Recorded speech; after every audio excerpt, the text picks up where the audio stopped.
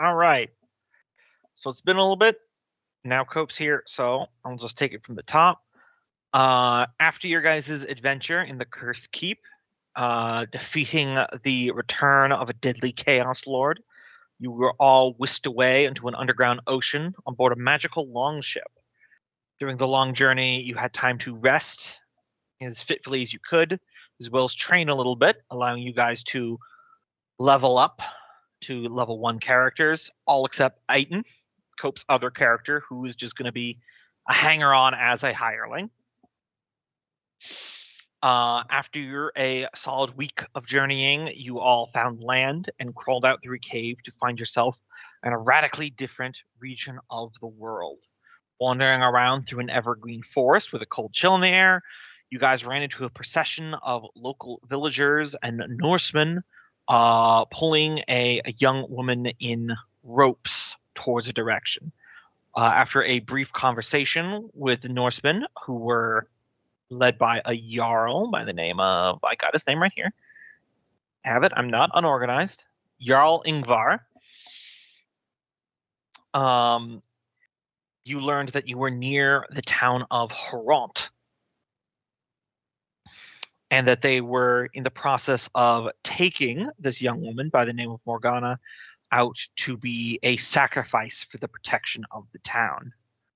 Making your way to the town, you went to the inn of the Wolf Spear, where you met Morgana's father, who informed you of the plight of the town of Haront, that for the past several weeks, the town had been besieged by a horrible demonic hound that would come in the night and kill indiscriminately.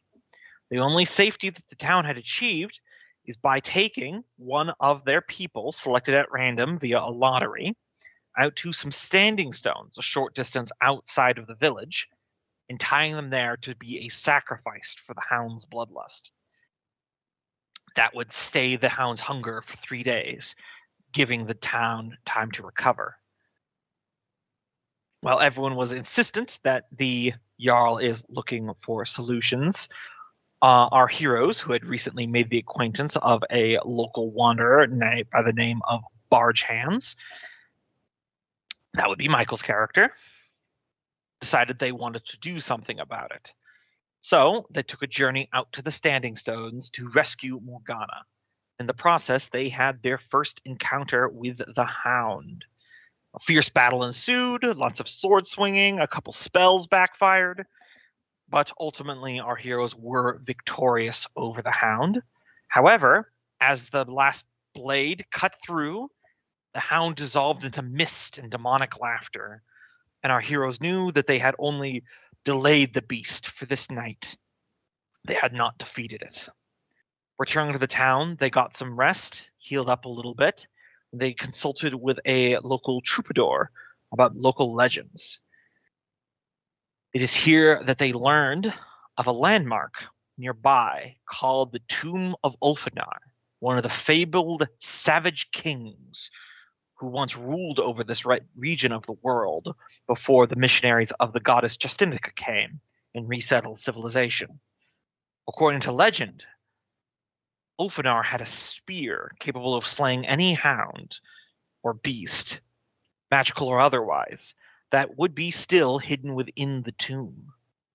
After a brief evening of Cornelia, Loki's wizard, sitting in the church, getting preached to by the local priest of Justinica and acquiring some holy water of questionable potency, we all round-robined back at the sign of the Wolf Spear with an inclination to go explore the tomb of Ulfanar. Where we had last left off, you guys were deciding which items you wish to bring, and if you wish to find any hirelings from amongst the village of Haront to accompany you into the tomb.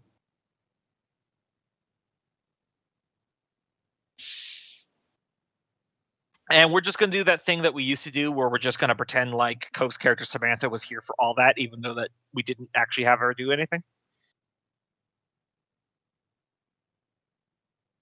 Listen, she was really tired. Mm-hmm. Yeah, man, what about that boat ride? It's at least one fresh melee for when we get the dog again and whatever. Yep. between now and dog. All right. So Yeah, I what just are my effects for? Oh yeah, my agility was messed up by the poison, wasn't it? that only lasted a day, Okay. according to the stinking cloud spell. Yeah, I really love that fight. Oh yeah, there was one other thing I got. You guys did consult with a local widow who was definitely 100% a witch, and she offered to give you magical secrets to defeat the Hound if Rich's character Tyke would marry her, which Tyke refused. So you're back at square one on that one.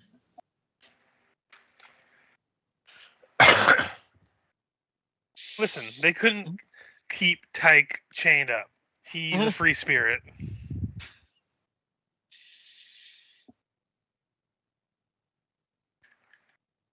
But yeah, I really enjoyed that fight. I was tempted to go up blow by blow because Tyke tripped at one point and hit his head with a natural one. I love Loki's character's spell magic missile fumbling and just panicked running away. And then the one time that Michael wanted to roll low, he rolled too high and he gassed everyone. A lot less coordinated fights than we're used to with these sort of games. Yeah. All because of the dice.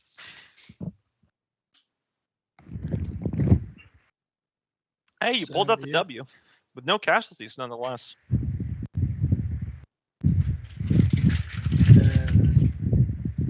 And after resting, do I get a hit point back? I believe we already did that for everyone. Okay. Like Richard is gone with the wind. Huh? Sorry, I had to move away from my headset for a second. Yeah. So I missed like the last minute of conversation. We were just catching up on like healing and things like that, which is already all taken care of. So yeah, Cope's here as Samantha, second flag. Fire, blackened armor, horns on the helm. I forgot she had that cool ass armor. Mm-hmm. Doesn't she have spike flail as well? Yep, spike flail of chaos. I have the meteoric iron axe. Yeah, I took one of the 2 gems that you had in your inventory there, Cope, to give him just a little bit of extra spending money, but you still have one with 150 gold pieces. So if you want to purchase a shield or something, you could do that while you're in town. Yes. Do we have hirelings or anything to help with any potential traps? Here we go. Yeah, it's 10 gold pieces if you want to buy a shield, Cope, and that will give you a +1 AC bonus, but an additional -1 armor check penalty. All right. Still, 18 AC. That's higher than everyone else. Yep.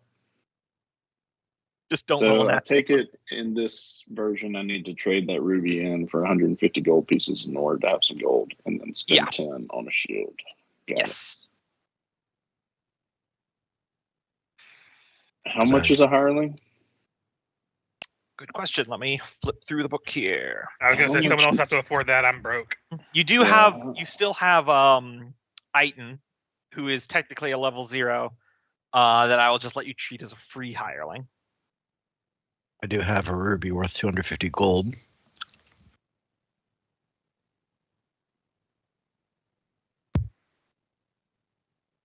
Let me see here. Equipment.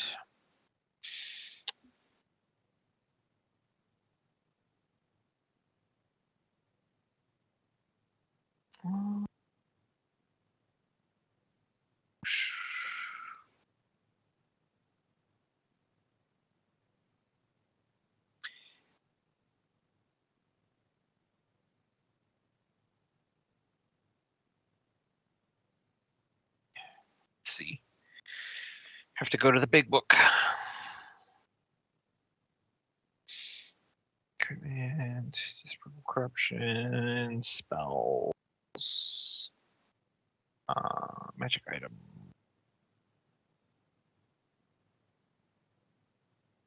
Okay, I'm not crazy. There was definitely hirelings.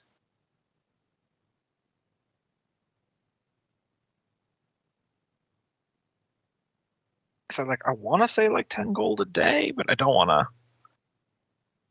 give you some bullshit.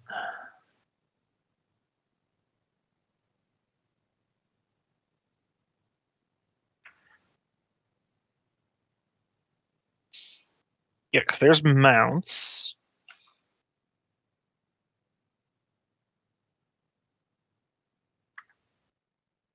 Sorry, riveting gameplay here.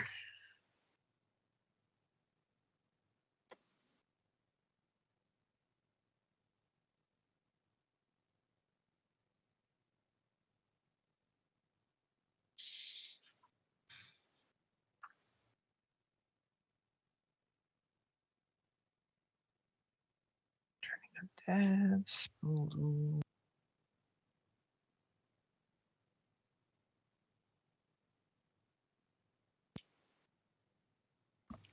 So what calculates AC? Because I have petted armor. I wasn't sure what the base was. I believe it is it's your agility. I forget if I think it's 10 plus agility, Okay. and I should then have- AC is a limiter. Or there's limiters based upon your armor. Land speed. Here we go. Finally, fuck. All right. So for every town on 100 residents in town, there is one man, not necessarily able-bodied, willing to risk their life as an adventurer's helper. Blah blah blah. All right. So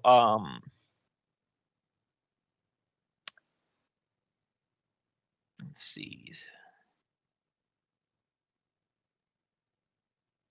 Yeah, food and lodging plus 1 to 4 copper pieces per week.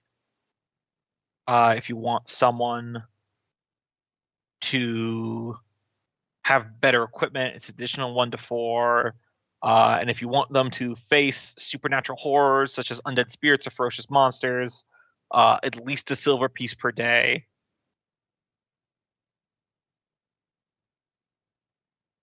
All Yeah. right, so I can buck up for a silver piece a day. What does check penalty apply to? Any role that would be described using physical stuff like swimming, climbing, I things gotcha. like that. Also, your spellcasting. Okay. Yeah, sticking with petted then.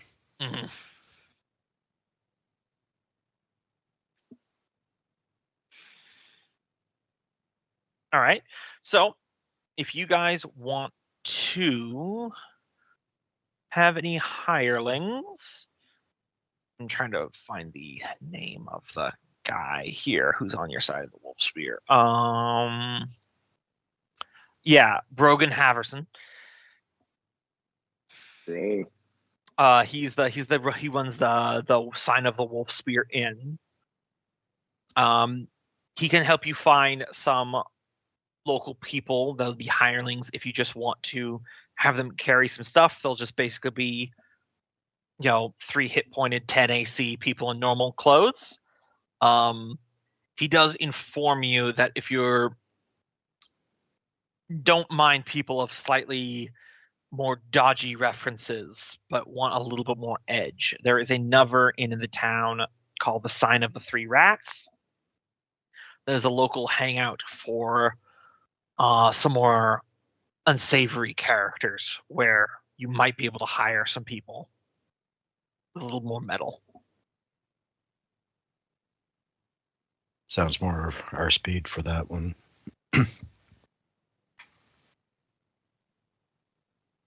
So 3 rats. All right, everyone going? Yes. I'll go. All right. Heading from there to the tomb, I'd imagine.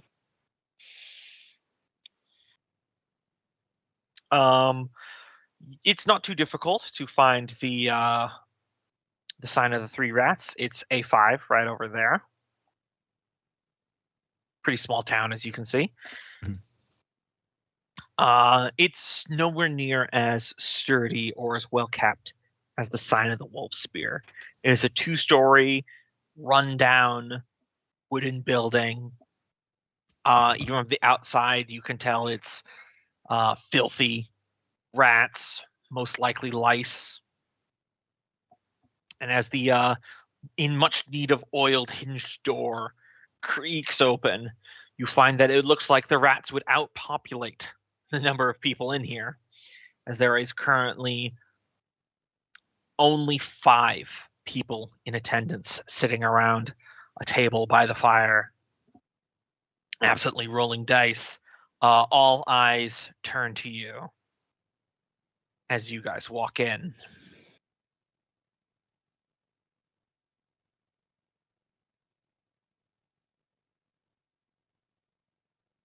Realized I was muted. Out of character, what was the place we're going to? The Tomb of Ulfanar.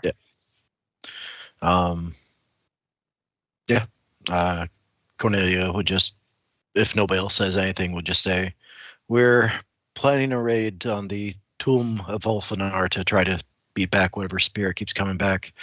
Looking for anybody that might be interested in earning some coin to help us out.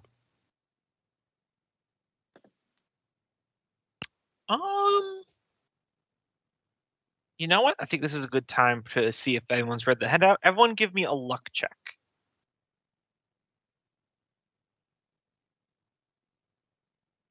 Everybody or just her? Everybody. Everyone who's present.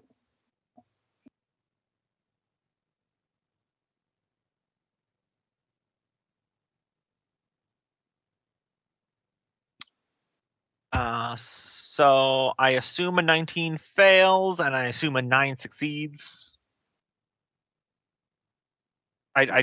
I don't know how luck rolls work, so I You're just supposed to roll beneath your luck level. Mm-hmm. It's a roll 1d20. under the stat. Yeah, it's 1d20, and you roll under your current luck score. my luck score is 6, so I imagine that doesn't succeed then. Yeah, because without that -1, you would be a 10. Yeah. All right, so only Samantha Second Flag sees this. Samantha, as Nelly says that you are going to raid the Tomb of Ulfanar, notice that a couple of those people sit around the tables. It's quick for just a brief moment, but their eyes swiftly shoot to each other in a knowing glance before returning to you. Like the name sounds familiar to them. Mm-hmm. How many people 5. at the table? 5 people at the table. Mm-hmm. Do they have weapons? Yeah, looks like they're wearing leather jerkins. Most of them seem to have either just daggers or maybe a hatchet between them. She's going to stride straight over to the table with her newfound confidence. Mm-hmm. And she's going to quickly slam her flail down in the middle of the table and shout, "Tell me what you know." The table fully shatters underneath a bombardment from the weapon. Let me do this.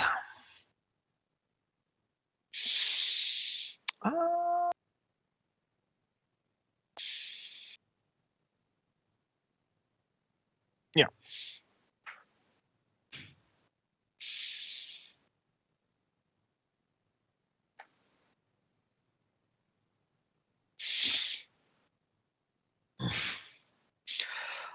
That's not good. Yeah, that's not good, unfortunately. The 5 of them are quickly spring to their feet, hands suturing their weapons. One of them steps forward, a raggedy, lanky man with an eye patch. He's like, all right, take it easy, out of towners. You don't want none of that trouble now. Well, you got trouble. Another one, Just walking over that with her. a scarred, bald woman covered in grime is now brandishing a dagger. When you shout, "You got Grubble!" What do you say? What do you say, Jenkins? I think there are enough loot between them that they can keep our bellies full in any other town other than this one. I say we just skin and be done with it. How about I give you a few coins for the trouble, and you don't have to worry about your bellies being cut open in the attempt. And she'll And Nelly will toss. We'll go 4 silver pieces. Bullshit, the Nelly. bar. These 5 know something. They know something about the tomb. Right. Let's try asking nicely. It's a little late for that. Mm. I just opened my tiny little coin purse and just noticed I have nothing and just kind of keep my mouth shut. Oh man.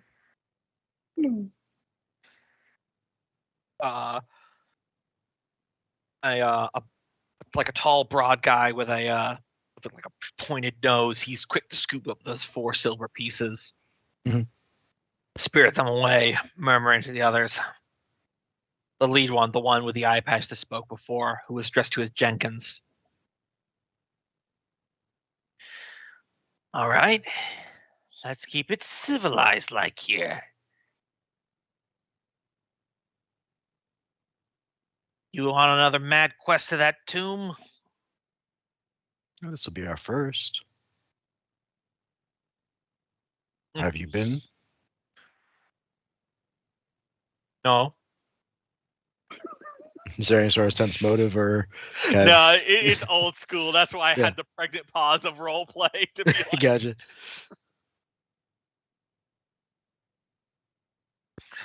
I swiftly twitched to Samantha and then back to you. Okay. We were under the impression that people of grit and metal would be here, but well, looks like we're just stuck with a bag holder. Ooh, them's fighting words. The big guy who picked up the coins. Well, actually, we didn't get nothing last time. And he goes, Jenkins goes, shut it! No! I mean, you could keep the far stuff if you want, but I feel like there's more value in working with us. Sorry, profited you a bit.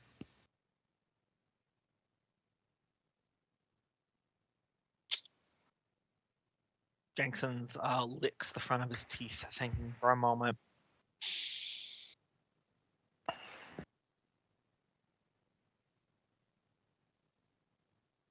$10 gold pieces. 10 gold pieces, we tell you what we know. Savvy? That's a pretty steep price. I'm not sure. How do I know the information is worthwhile?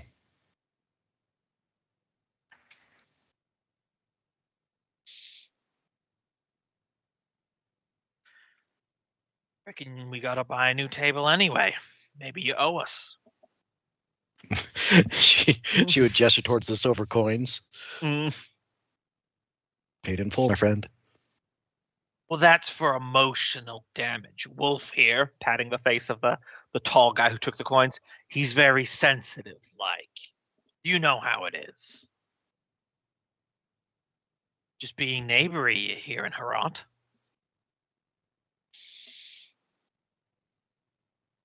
$8 gold.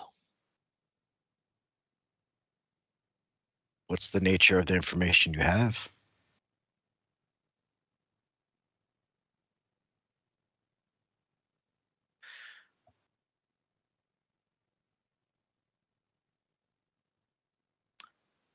How to reach the tomb.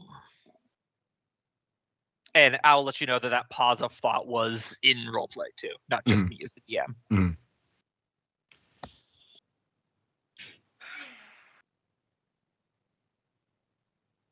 Character, do we have a map or something already? I remember I can show you. We I put it in the chat. I should probably just make a handout for it. Hold on. Okay. A region. Map of the region. No, they would look at the others and just kind of get an idea of what they're. Because I mean, you know where the tomb is located, but there's a difference between knowing where something is and how to reach it. You can't exactly hop on the 105 and putter down the lane. I mean, the way I see it, the more time it takes for us to find it, the more of the townsfolk are going to be put up for lottery. You too, I imagine. So we'll take our time, I guess. Or can we just blow out of town? Besides, I've got myself a feeling that you guys might be in more danger of that than us. There we go. Ignore the Discord icon in the top there. Oh, gotcha. And we're at D1? You're at A, Hrot. A. Oh, okay, I see, okay.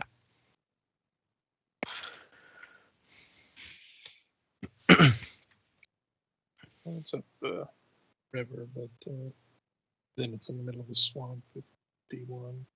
Or no, wait, straight north. It's across the river. That's the Yeah. town. Things are up to me.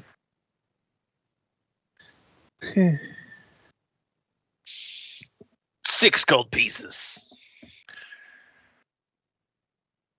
I know we don't have an intimidate skill, but when he asks for 6 gold pieces, can I just step up and, like, while I'm holding my axe, just kind of put it like in front of him on the table? Mm. Like, are you sure 6 gold pieces are the best you can do?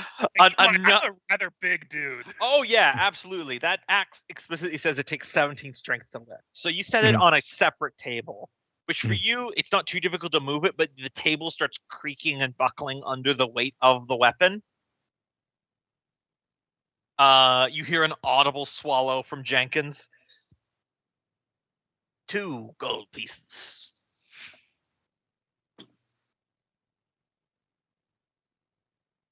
I would just look back at the one that's been doing the talking, which I think is Loki's character. Yeah.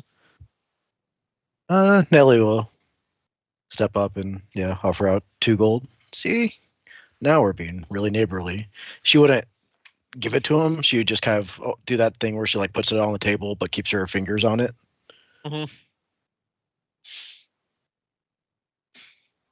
These poor distressed tables.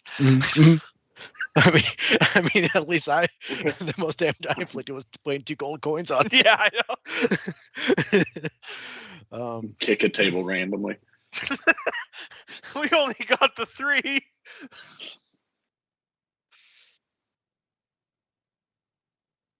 She'd flick one over. Well, Jenkins snatches it. How precise could you get us there? You're telling the truth before. Those of us here ain't never been to the tomb. 3 of our mates, Kenji, Sten, and Elam, they did. Went out that way a couple weeks ago. Took some long rope, some pittance. They made a crossing across the river. I can tell you where to find it. They didn't exactly come back from the tomb, though. The big guy called Wolf, supposed to be our payday. Big fine, get us out of town. Now this. So, out of character, they gave us. They're giving us a direction to the crossing, but not the actual. The Yeah. actual. It's not like the location is an exact secret. Like if you look at the map, 1 square is 100 yards. Yeah. So a little wandering in the woods because you know it's due because Yeah. you talked to the troubadour who gave you a rough location. Mhm. But having a crossing of the river can save you a lot of trouble. Mhm. I was going to have you do a luck check to see if you guys found that on your own, but you found it already. So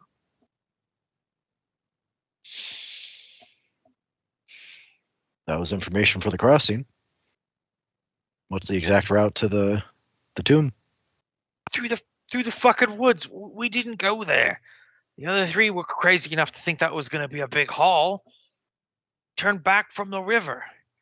Cursed, you know. Damn tomb is cursed. She would pocket the other coin. Well, you gave us approximately that information, so I give you approximately 2 gold. The woman with the knife. Damn it! Come on! You promised the 2 gold coins. It's not like it's our fault this is happening to the town. We didn't go to the tomb. Right, and I was promised information on how to get to the tomb. You gave me approximately that information, so I gave you 1 gold and 4 silver. It's been a profitable day for you for doing nothing but letting us know where your friends crossed and never returned. You know what? Give me another luck check there, Loki. Nice. The last of the four, a short, stocky guy, the full long hair and beard who hadn't said a word this entire time. He speaks up in a low voice. The entranceway is protected. According to the old legends, Spirit of the River guards the cairn. If you don't give it an offering, it kills all who disturb the tomb. Reckon that's how the other three bought it. Any idea of what sort of offering it takes?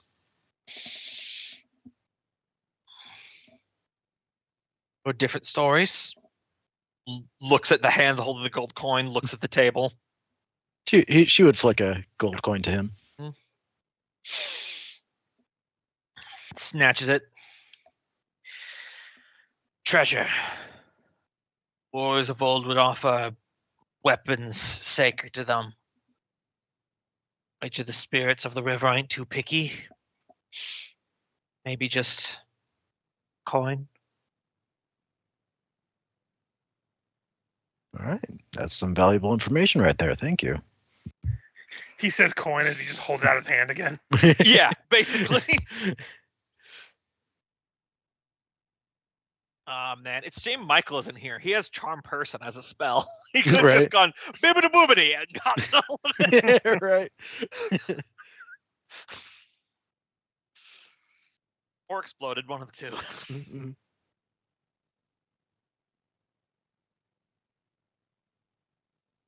Or both plus a mystery third thing. Mm-hmm. Jenkins speaks up again. What makes you lot think you're going to do better at the tomb than Ibram and the others? I don't know anything about them.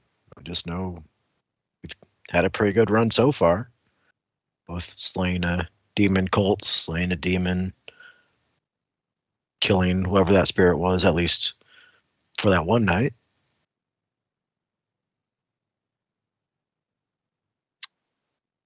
Give me a personality check.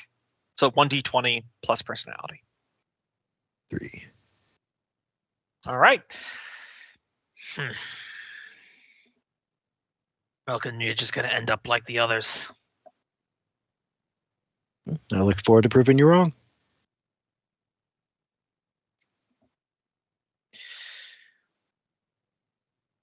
Good luck getting eaten in that tomb. We'll be sure to let your friends know that you said hi.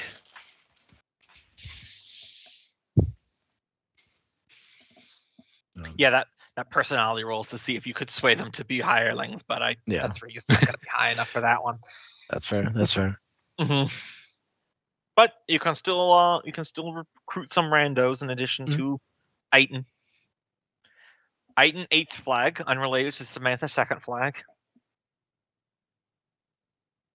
Does he have any weapons or anything? Cope's got his sheet. And we will have departed the tavern by that point. All right, so treasure.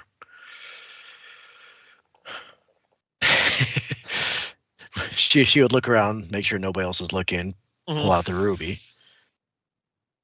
Feel like we could get change for this. I don't know how hefty that very fine is. She would pocket it. Yeah, we could probably use extra money for sure.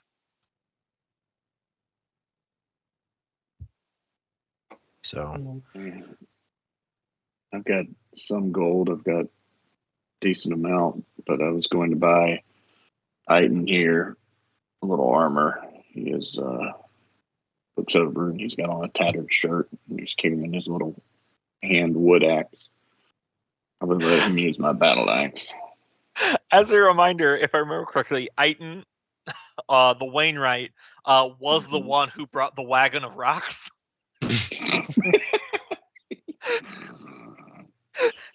he's a little simple.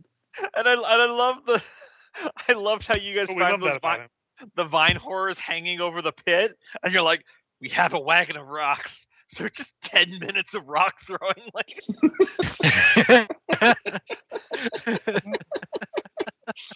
Oh God, I forgot that. yeah, I'm like, no roll, they can't get to you. It just takes a while. Man.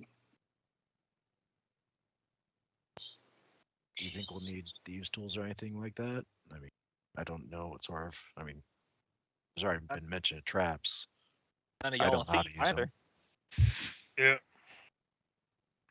I mean, I kind of hold up the staff I've been carrying in a junction with my axe. I have a big pole I can poke things with.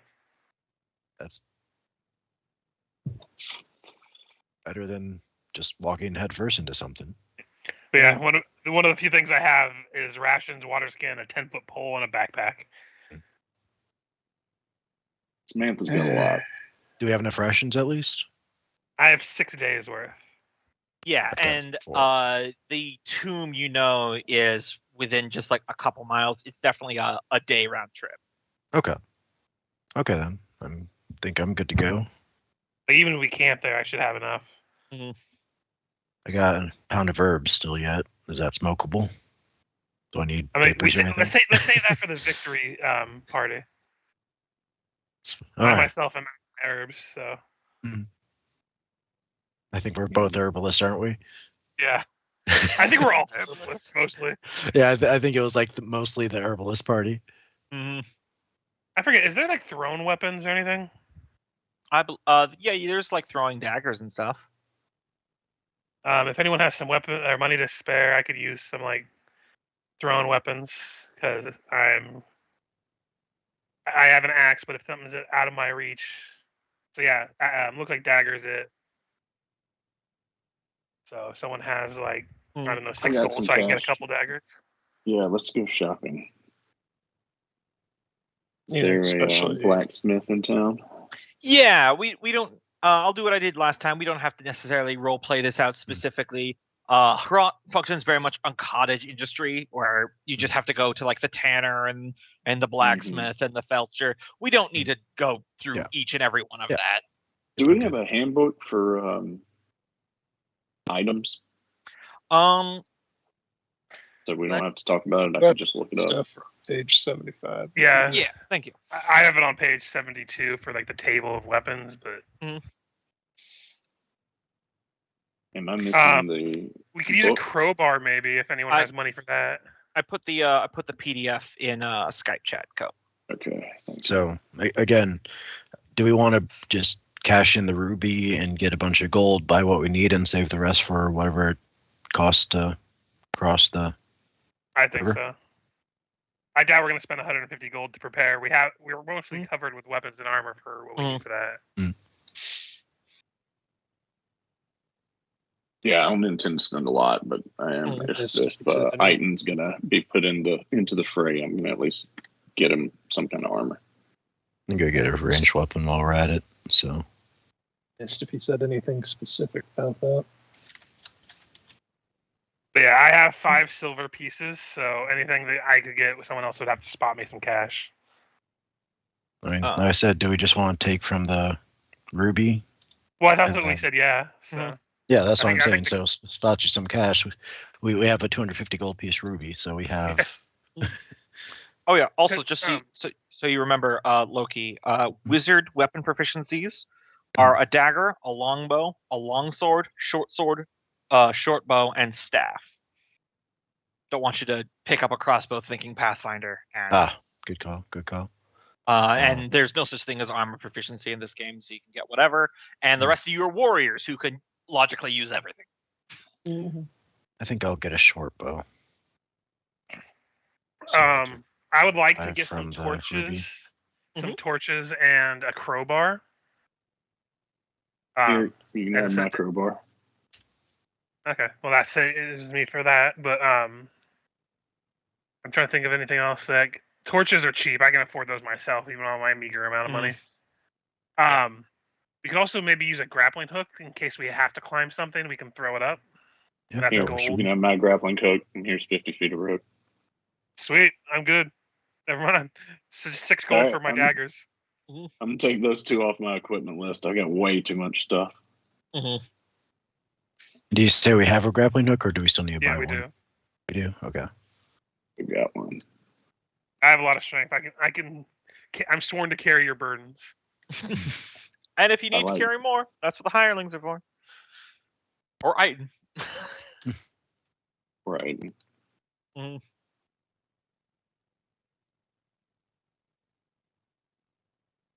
It looks like a blowgun has unlimited ammo, and it does just as much as a thrown dart, but it has or dagger, but it's cheaper. And I'm buying the blowgun. That can't be right. Does 1d3 damage. Oh no, I meant about the infinite ammo part. Like that, it can't have literally infinite ammo. That it's a very grounded game.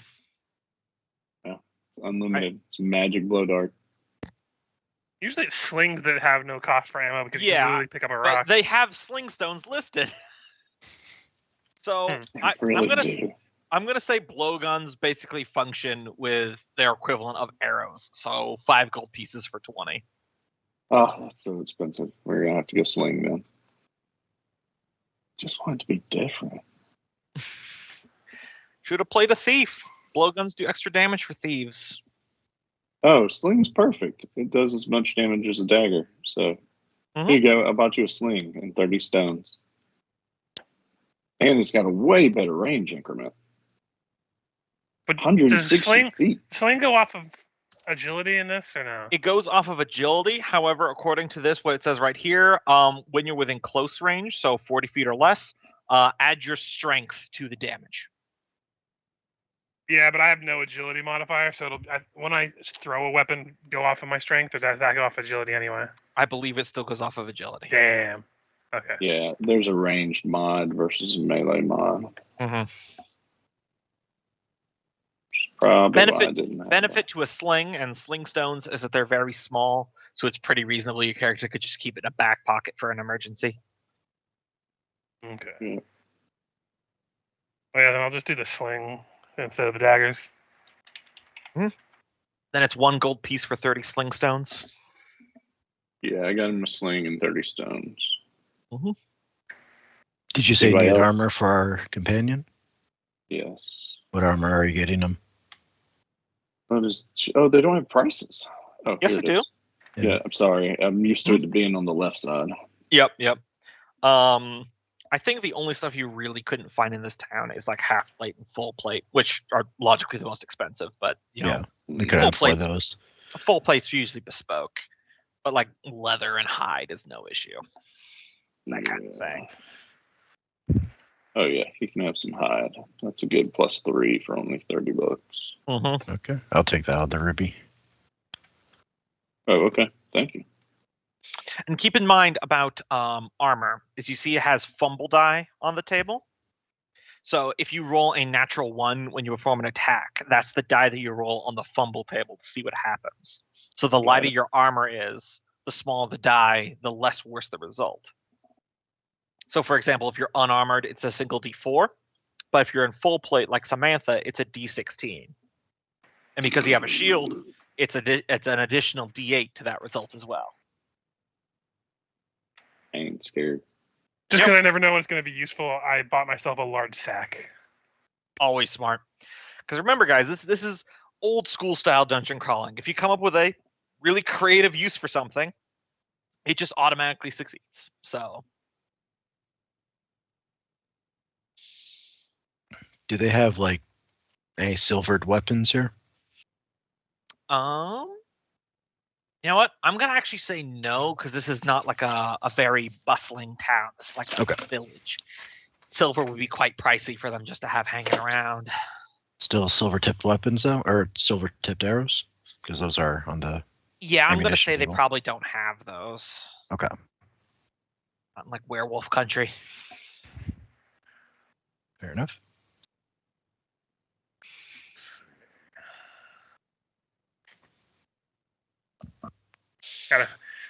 I forget how expensive my armor that I'm wearing is. Mm-hmm. If I bought it, it would be 150 gold. Yep. It's a benefit to dungeon crawling. Any other equipment or anything like that we want? I'm good with weapon. I have armor. I have shield. You know what? I'll pick up. I'm gonna pick up some chalk. Like I'm gonna pick up like 3 sticks of chalk. Bag of flour. Lost. We can start marking our path. Mm-hmm. Do we want a 10-foot pole? I got one already. All right. We've got rope and all that stuff. You already have you have holy water already, right? I have a vial of questionable holy water. Gotcha. It counts. Yeah, it's like in a wooden container because it's probably not glass, but it's functioning the same. I got 4 torches as well.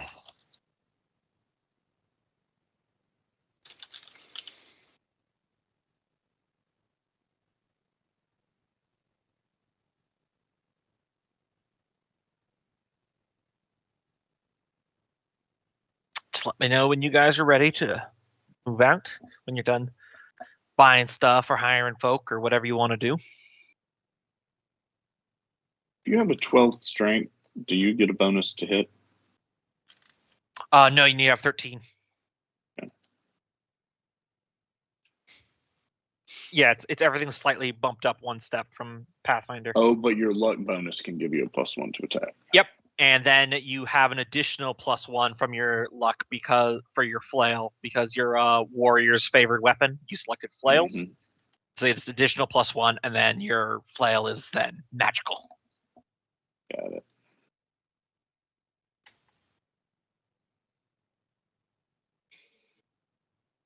I'm good on my stuff now, so unless anyone else needs to buy something. Because I have a 10-foot pole, grappling hook, rope. If anyone else has rope, if not, probably should get another thing of rope because you never know. I have a crowbar. I have a large sack, 3 chalk, and 4 torches. All right, and after taking everything out of the ruby that we bought, we each get 47 gold and 5 silver. Assuming it's just a direct gold conversion. Well, guys, time to retire. I think we made enough money now. Yeah, you might want to retire here. Maybe not here. Yeah. Now the real question is, do you sleep in the inn and you just let Michael's character die? No, I think at this point, weren't we planning heading to the tomb? Or are we waiting until tomorrow? Yeah, I'm just joking because Okay, he's tied to the stone right now. If you wait till tomorrow, he's going to presumably die, which will buy you 3 additional days, but then you'll need to explain to Michael why you killed his wizard. Right. I mean, we didn't kill it. Yeah. The curse killed it. Wait, what's wrong with him? At the end of last session, they did a lottery poll to see who was going to be sent out to be tied to the standing stones for the hound to murder to protect the town. And they polled Michael's character's name. So the guards escorted him out, which was supposed to be a fun cliffhanger. And it weirdly enough worked out for this session for why he's not here for this. Yep. Works. So, making our way to the tomb. Everybody good? Yep. Making my way downtown. All right. You set out from town of Herat, traveling due north across the cold, misty landscape, heading in the direction of the river. Via the directions from the rogues at the Sign of the 3 Rats, after about an hour of walking, you are able to find a narrow section of the river where you find a piton nailed into a boulder, where there is a line of hemp rope going across the river, where there's another stone near the middle of the river with another piton that the rope is tied to, and then from there continues across to the opposite side of the river. So by holding to the rope with both hands, you'll be able to try to keep your footing, and you can ford the river that way. Careful, it's easy to get swept away in this the thing. Doesn't take much water to trip you up. Question though. Mhm. And Nell is actually asking this to the group. Where do we give our toll to? Do we just toss it in the water? I mean, it is water spirits, right? How much? Yeah, let's look around, see if there's any offerings here. This might not even be the right pool. Taking some time, I'll say another 10 minutes. That's usually the dungeon delving round. You do not see any sign of any offerings of the past. The riverbed near the edge, there doesn't appear to be anything. The short guy described how old Norse warriors would throw like beloved weapons, even a couple 100 years old, though there would still be chunks of that left in the river water. And you see nothing of the sort around here.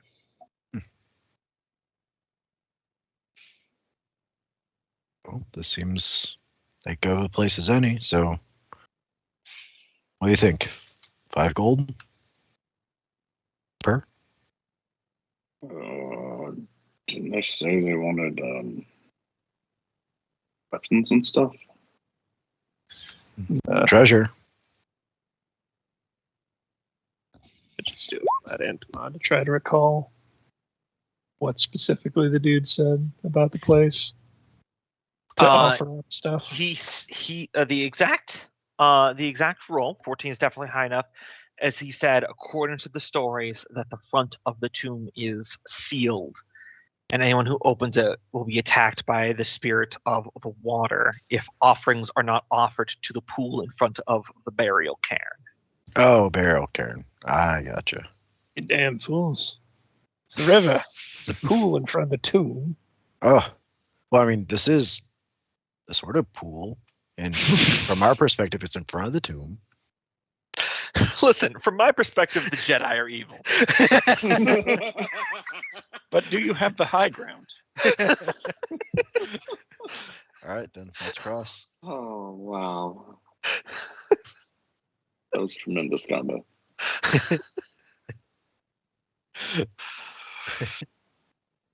All right. We'll do it this way. Everyone who you're crossing, you're holding the rope. Everyone give me either an agility or a strength check. Actually, yep. You said the water's moving pretty fast, right? Yeah, it's a river. Do we want to use our ropes to kind of tie off to this so we're not relying entirely on arm strength? And just kind of grappling hook across, and then that way you can hold on to it as you cross. Of the people before us set up a... Yeah, there's already a cross line. It's just a matter of, do we want to rely entirely on arm strength to hold on, or do we want to tether ourselves to the line and just kind of, have a tie off to it? It could work, but point again at it, it's couldn't we theoretically down at a few points?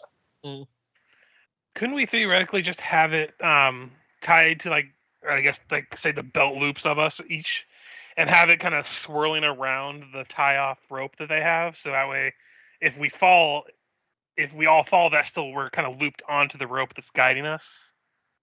So that way, if we go, for me, and whoever's in the front just moves the knot forward, and whoever's in the back just pulls the knot behind us. Yeah. And who are the stockiest people here? Probably just tie us all together. Yeah. As opposed to trying to work around the pittons and the rope. How deep is it? What I heard was that it's nailed to several rocks sticking out of the water as it goes across. Correct. So there's multiple points where we'd have to untie and retie it if we're going to slide it along the rope. Logically, the guys who made this before you probably picked a shallower section of the river, because the shores are closer here than other spots. Because normally, while these type of crossings, you might be up to your shoulders in water, it would be very rare for you to not be able to touch the bottom. So, I agree. Let's just tie off to each other in a line, and that way, That way, there's at least Help each plenty other. of Here's strong a people holding on. waterproof So. sack. Also, Put you your might want to torches in here. be on the flow side of the rope so that it's pushing you into the rope. Okay, good call. So anyway, Sincerely, you said something God, about a might roll be- that we have to make to do this. So, Honestly, perfect. You guys came up with a lot of pre-thought and plans. If you guys were just going to grab the rope and just kind of like Iron Man it, I was going to make you do a roll. But you guys came up with a very logical plan here, so no roll necessary. It takes a bit. It's very wet.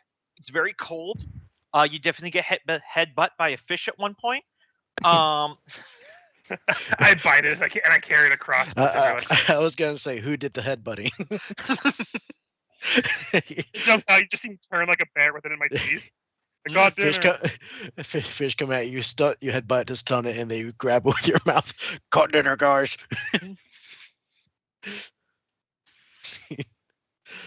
Way of the bear. Way of the bear. But yes, you guys are able to cross the river without any serious issue.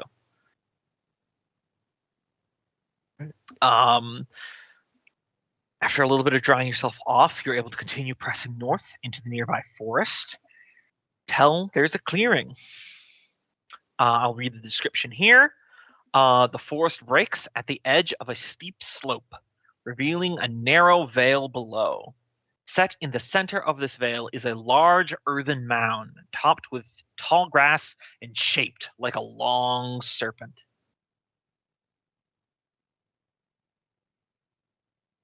The head of the serpent mound is closest to you right now.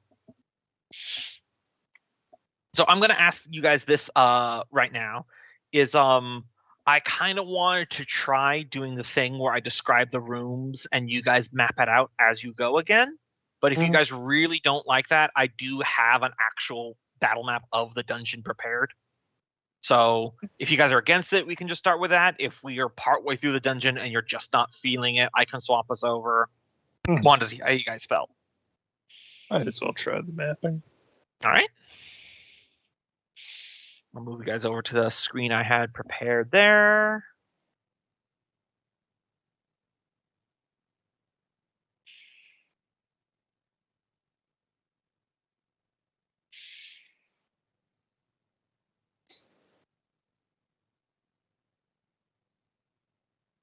Just a big black screen with a white grid. Yep. All right, so you're approaching from the south.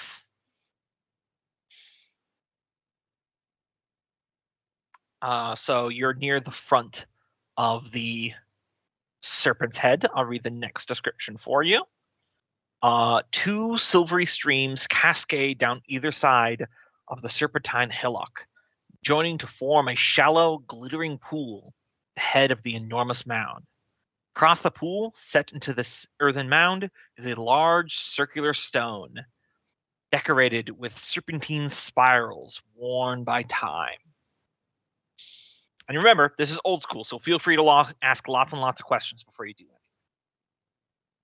that. Okay, so Do I'm we sorry, have can you to repeat cross? the description? I broke up a little bit, so I didn't hear it all. Oh, yeah. All right.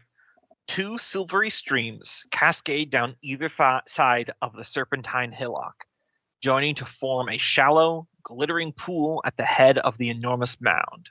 Across the pool, set into the earthen mound, is a large circular stone decorated with serpentine spirals worn by time. So yes, there is a pool of water directly in front of you, separating between yourself and a roughly 10-foot in diameter rolling stone. Like the exact kind of like circular stone over a tomb and all the biblical plays, like that.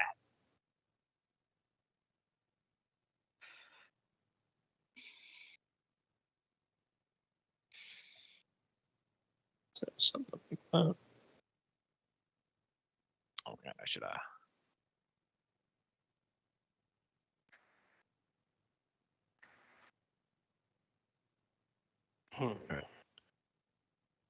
Looking into the shimmering pool, do I see anything in there?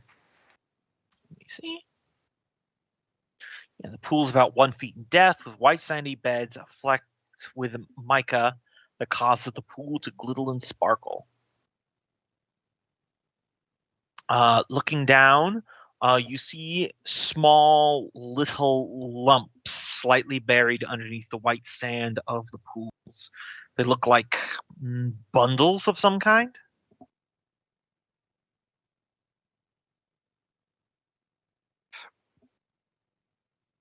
Without touching the pool or interacting with anything. Yeah. Wouldn't take any of that out. I suppose we could probably put our offerings together in a similar bundle and toss it in there. It's as good an idea as any. Assuming the Guardian actually exists, but I'd rather not test that today. Mm-hmm. Yep. Got enough supernatural beasties on the plate. Mm-hmm. So, my initial thought is 5 gold per person. I don't know what the exchange rates are, but it is a considerable sum, enough for a weapon. Mm-hmm. Question. So are you going to be doing 20 or 25? Because you have item with you as well. Probably play the safe side and say 25. Yep. Everybody agree? I guess who's chipping in for item? I'll cover item. Okay. So, reducing 5 gold from mine. Yep, Sam. Although, wait, item has some money. I just realized I'm still at 7 hit points. Did we get any recovery? Yeah, you healed 1 hit point. Yeah. Okay. I knew it wasn't a lot per rest, but I know we got something. Yes. So here's a fun fact. I got my hands on some material from Goodman Games a little while back, and they had a couple pre-made characters, and I noticed that all the pre-made characters had 10 to 11 personality, despite that being their casting stat. So if anyone dies, if you don't have a negative personality, consider cleric. Is all I'm gonna say. Yeah. Mm-hmm. Of course, they we're have doing pure random character creation, so. Oh yeah, they got healing on tap. So. Well, yeah, I looked it up. And it's the same rules as the other magic, but yeah. Mm-hmm. But with less chances of exploding. To be fair. So with 25 gold pieces in the bundle, would offer it to the pool and cross her fingers and just who's opening the door? 1, 2, 3, nose goes. Puts her finger to her nose. Yeah, it's a simple roughly 20 feet to get to the Rolling Stone door. The pool of water is only about a foot deep, so none of you have any problem crossing that. No rolls, no anything. It's not even fast. Yeah. I imagine with luck, Tyke loses the roll, and he has to go first because he doesn't realize what you're doing with the nose thing. Oh, geez, again. Then I grab you by the shoulder and say, no. Let Iden lead the way. He's really good with that stick. My rock moving days are well behind me. I had a -1 to strength. So. And that's a heavy-ass rock, so you might all want to try and move it. All right, so who's crossing the stream first? I think Luther went first. Are you coming or not? Okay. Tyke, Luthar, you both reach the stone in front of the cairn with no problems at all. There is a little bit of moss in the erosion of time. The stone has not been moved in a great deal of time. I think Iton's coming over to. Well, Tyke's gonna Tyke and try to move away the boulder. All right, so chips on the table. I can't move Iton. Who has control of Iton? That's Cope does. Did you want to move him over there, Cope? Did you lose Cope? Yep. Awesome. Sorry, I didn't know we were on the map. I thought we just had a blank map. Yep. They were drawing it. Okay. Yep. South, so we started at the bottom. Come on, more. So chips on the table. This is because there's no reason to mystify this. Rolling this stone off the front is a DC 25 strength check. However, up to 5 characters can do it at the exact same time. So it'll be 1 D20 roll, and then you add all your strength bonuses together to get the final result. If you have a negative, then you just add +0. But if you just have a 12, you have a +0 as well, right? +0 as well, yeah. Yeah, I've got All right, so +0 strength now. So. Raise your hand if you have a +1 or higher. Tyke raises his hand. That's it. So, realizing that no one else has muscles in this party, Did I was gonna say, could I use like leverage, like get a smaller rock and bring it over, and like wedge the grappling hook, not grappling hook, the crowbar in between the smaller rock and the big rock, and like use like my foot to push down to try to like leverage it open to get like a better chance of rolling maybe, or something. but I think me and Luke have the same thought. If you'd like, I could try to give you a little bit of a size advantage with some magic. Oh yeah, I was about forgot to you had ask magic. if that was one of the ones you had, or if it was. That's in and out of character. Oh yeah, I forgot you had magic. Yeah. Right, wizard. Wizards do Don't worry, wizard I'm still things. getting used to it too. All right, let me see. All right, so that would be 1d20 plus 4. Got the check right here. Ooh, okay. All right, so that is a result of 25. Okay. Okay, that's cool. I don't have it open in front of me, so. Yep, I'm about to post it. Triples in size. I will say you can add that +6 to attacks to this roll. Okay. And because size and leverage, I'm going to lower it to a DC, let's say 18. All right. It'll be this roll +6. So yeah, you flash out of existence and you flash back in 3 times the size. Hey, that moss is slippery. Yeah. So I am, while you're all big, I'm now coated in flickering chartreuse fire for. While they're doing that, I'm kind of 10 seconds. Examining the entrance. You said it looked like it hadn't been moved, so. Yeah, even if you can't move it, I don't think our missing men got in this way. So to narrate what happens there, Cornelia casts the spell, bursts into flames briefly, harmlessly.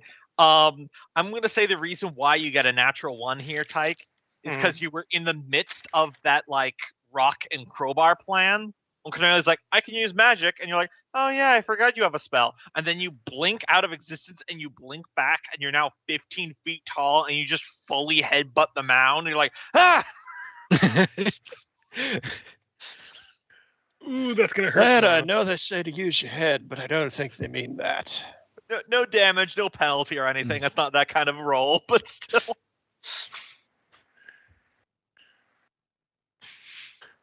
I'm just gonna get angry and try to full DC, grab the rock and throw it out of the way.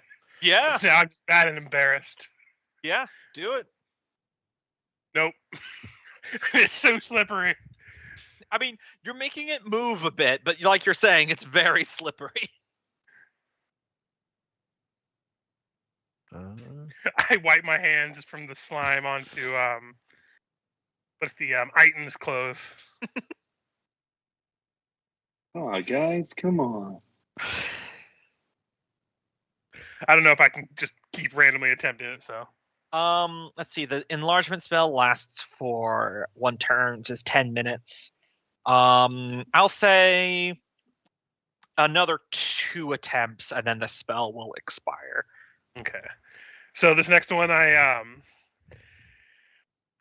try to help have other people stabilize it for me, so it's a little easier to push against without slipping. And we'll see if that works.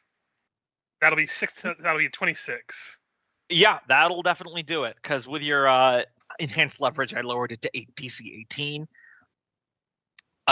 With that, Aiden, it keeps going to the left. Hold it still. You hear like the cracking of earth as natural erosion and time had kind of embedded it into the ground. There's the hiss of the wind, as almost like the tomb is semi-depressurizing in this one spot as you finally roll this large stone to the side, revealing a worn stone brick hallway into the darkness. It goes 1, 2, 3, 6, 7, 8. 40 feet. 8 times 5, that's 40, right? Yes, 8 times 5 is 40. Yeah. It's a 40-foot hallway into the darkness. How wide and how tall? 10 by 10. Okay.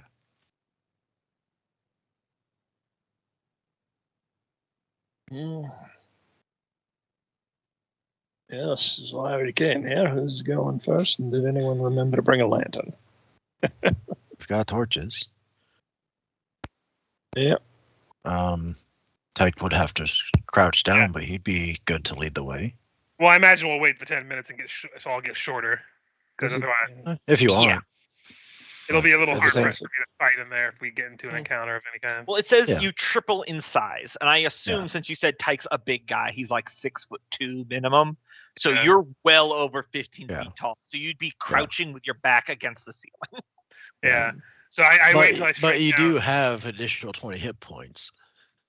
That is a nice soak, but no, Mhm. fair point. But yeah, I'll have a torch out, and I'll have my axe sheath so I can have my 10-foot pole out and just kind of like poke things as I walk. Like I just poke on the ground to make sure there's no like soft points or hollow soundings as I walk forward, and I'll be leading the way. All right. Your torchlight lights the dark, narrow passageway supported by slabs of stone. There's inscribed with dense spirals all down the stone of this corridor. Since you're keeping your eyes to the ground, Tyke, with your 10-foot pole feeling around in front of you, you do notice that in the sort of dust and mildew of the floor, there are tracks, distinctly boot prints. But interestingly enough, the orientation of the boot prints don't look like they're coming in from where you are. It looks like they came from deeper within the tomb. Yeah, they probably found another way out or another way in. Does it look like they were in a rush when they were coming this way, or just checking it out? It's difficult to say. You don't have any like special skills or anything like that, but it does. Well, go ahead. Does look like they turn around and go back in. Okay, but not okay, because I guess the curiosity is like if they were trying to push against the boulder, like frantically, you'd see a lot of like steps, a lot of footprints around where the boulder was. If it is a dusty corridor, if not, then yeah, it's a little bit difficult to tell. Okay. Usually, like within this, it's when I would default to looking at what your occupation is. So if you're like a hunter or something like that, but you are a herbalist. Yep, that's fair. You got yourself footprints. Yep, that's fair. Mm-hmm. All right, so poke the ground ahead and explore. What do you see at the end of the hallway? All right. At the end of the hallway, the corridor opens into a wide, low-ceilinged chamber. The stone slab floor slopes down steeply from all four walls, falling away into a dark pit in the center of the chamber. The air is cool and the walls glimmer with condensation. So this room, from where you're standing in the 10-foot hallways, there's 10 feet to your left and right to the walls. And then it is going to be 25 feet directly across to what looks like another hallway with a square hole in the exact center of the room. Is anybody else drawing that, or okay? Yeah, you got it. Okay. Wait, do you say 20 feet to each end or 10 feet to 10 feet. each side. 10 feet to each 10 feet. side. Okay. I got you. Okay, good. And it's a very obvious like slope down into a pit. It's a pit trap, but not a hidden pit trap. Okay. What's on this? Oh, yeah, we'll have to make our way in there. A little bit. I kind of presume we're near the entrance to it anyway, given the descriptions. Yep. Your spacing is exactly perfect. Like from I'm still getting used to the whole mapping, you guys mapping out, but from basically where you are standing, Luthanar, it's like that's exactly where it starts sloping down. How bad of a grade is it? Like, if you tripped and slipped or fell, you'd fall down, roll in. But does it look like it'd be hard to keep upright on it? Or? Let's see. Let me read the thingy here. No, I need the exact rise run right now. It is slick with slime, fed by the condensation from the dripping walls. Is the ceiling still just the flat ceiling as everything else, or does it? Yeah, it's rise still up? flat. It's still a flat ceiling. Any sort of? I imagine nothing, just flat ceiling, nothing. Yeah, flat from. ceiling, nothing. Okay. Flat stone walls, still with the spirally carvings. It doesn't give an angle, but it is steep enough that if you just try to walk on it, while it is possible, there definitely will be a reflex save. Well, we've got rope. I say we thread everybody. We use that as a way to get people across. One person crosses it with it tied around them. The rest of us hold, and they make their way across and kind of serve as the anchor for the other side, and we all just kind of cross that way. Sound good? Mm-hmm. Yeah, I probably should volunteer as the anchor on the other side, seeing as if someone falls, I have fairly good strength. So the anchor on the other side has to be the first one to cross. Yeah, I was wondering, because if I should cross first, because then I have a better chance if someone else falls after that to support them just with my strength alone, let alone like you all could hold me if I go first. You know what I mean? Yep, sounds good. Let me see. As you get yourself tied off, Cornelia would want to check the squiggly stuff on the walls and just kind of see if she could interpret anything from if it's use her intelligence, right? Yeah. Looking at it, it looks like it's some sort of pattern, perhaps of like a ceremonial. It's not like it's runes or anything as spiral. It's literally a carved line that forms a smooth spiral. Okay.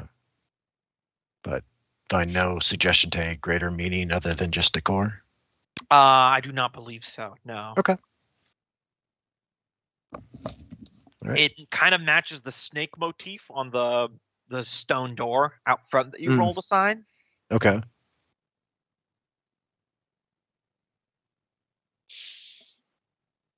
So I assume Titan and Samantha are tagging along. All right, so Luther's first going to cross the. Wait, Luther or me? Oh yeah, you.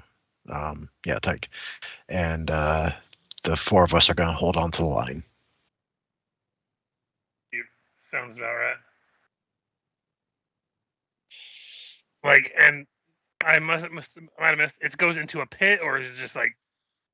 Yeah, there's a pit. It's definitely some sort of. You can't see you down from your angle, but like there's definitely a hole, and it definitely goes down.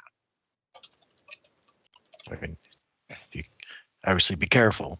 Stick to the wall, maybe. Yeah, looking at the if I hold my torch out a little bit to kind of look into the room. Does it look like there's anything like holes in the wall, or does it look like the ground's extra slippery or anything? The ground looks slippery and slimy from condensation dripping down from the walls, but there doesn't appear to be any holes in the wall. It's all smooth slabs of stone, broken up only by those spiral motifs. The ceiling is also smooth.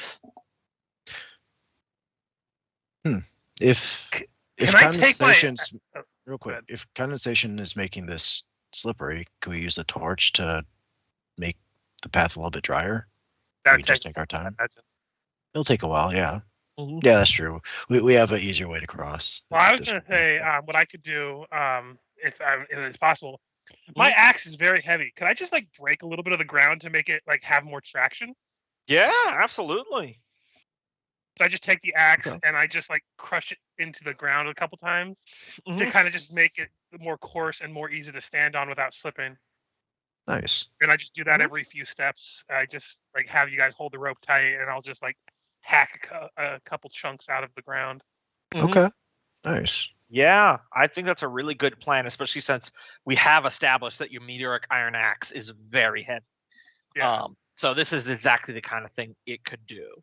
I'm gonna say that doesn't require any kind of rolls for you to get across now between your guys, because you have the rope around Tyke. You're all holding the rope to keep him steady so he doesn't slip Mhm. in, and Tyke is like slashing footholds into it. I'm gonna say it's gonna take 2 rounds, so about 20 minutes. Nauseatingly long, Yeah. but if you do it that way, you guys don't have to roll. Tyke gets to the other side. Does Tyke get close enough to the pit in the center to see what might be down it? Would I you think like we to look? established. I think we established that we're going to stay on the wall, so I don't Okay. think I would risk going Yep. towards the death pit.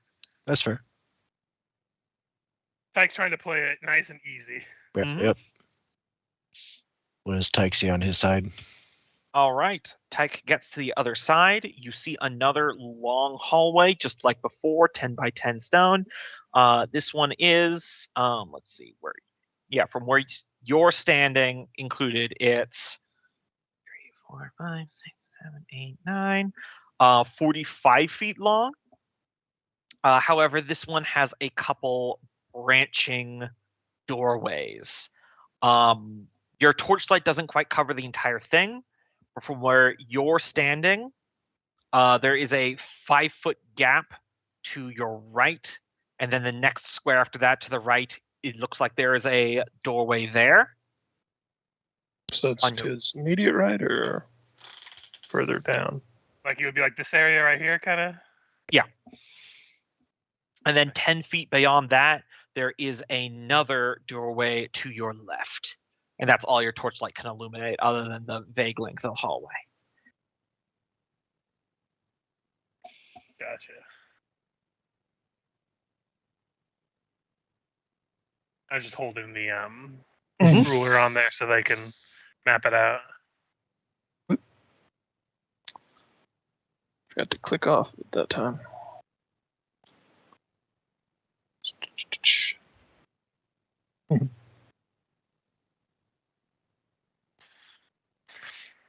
But I wouldn't try to explore right now until we can get the rest of the group around. Mm-hmm. So just start going one by one across the death pit. Yep. It takes another round, another 10 minutes for everyone to safely get across, but with Tyke holding the rope with his impressive strength and the footholds that you already made, you are all able to make it across the pit-trapped room without any issue.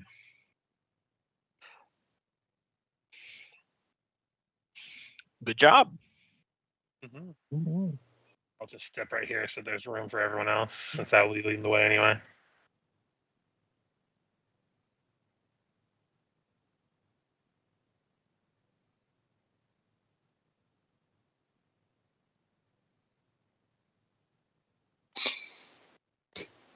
So I guess first things first, while we're waiting for everyone to actually move their shit.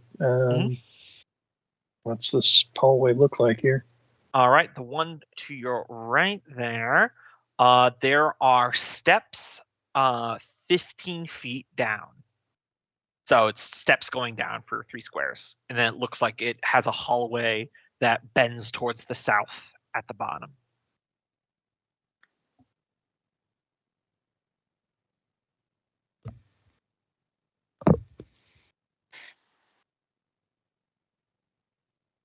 So something like that. Sure.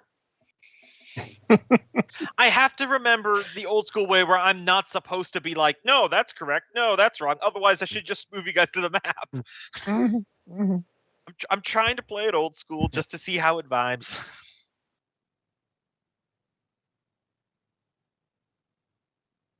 Is there any sign of the footprints that we saw towards the entrance?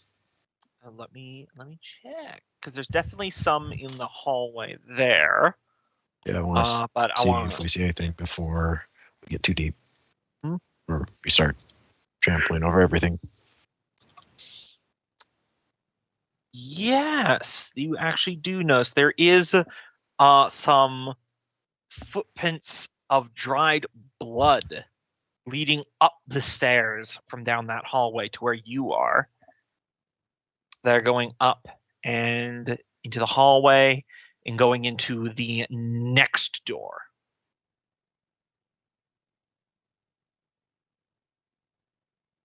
So they came up the stairs we're next to, Mhm. and then go to this one. Yes. Next door. Okay. Yeah, Nelly will kind of point that out to the others and then kind of point to the hallway there. And kind of, gesture for somebody to check, but be cautious. Mm-hmm. So it was coming from this doorway here or hallway here? Yeah, going into that one. Going into that one. And that one has 15 stairs leading, I believe that's also, yeah, another 15 steps leading down.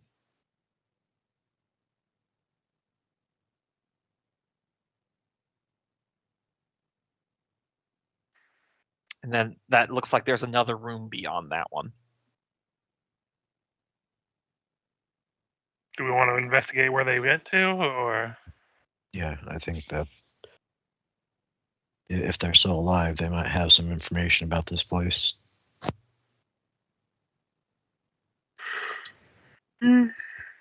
Excuse me. Might be the missing friends. At least Yeah, missing well, friend. Head down this direction, I suppose. Go down the 15 feet of steps. All right.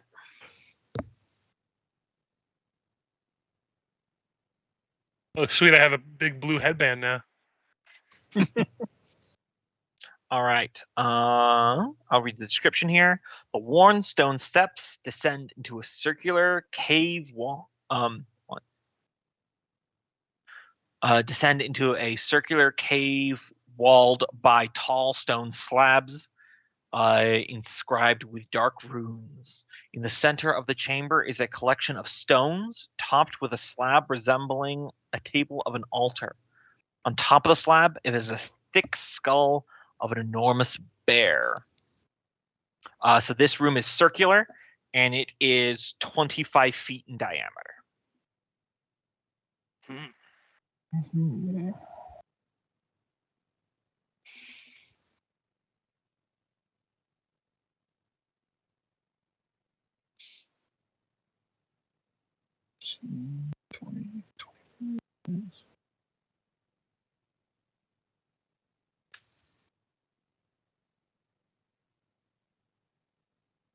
Perfect.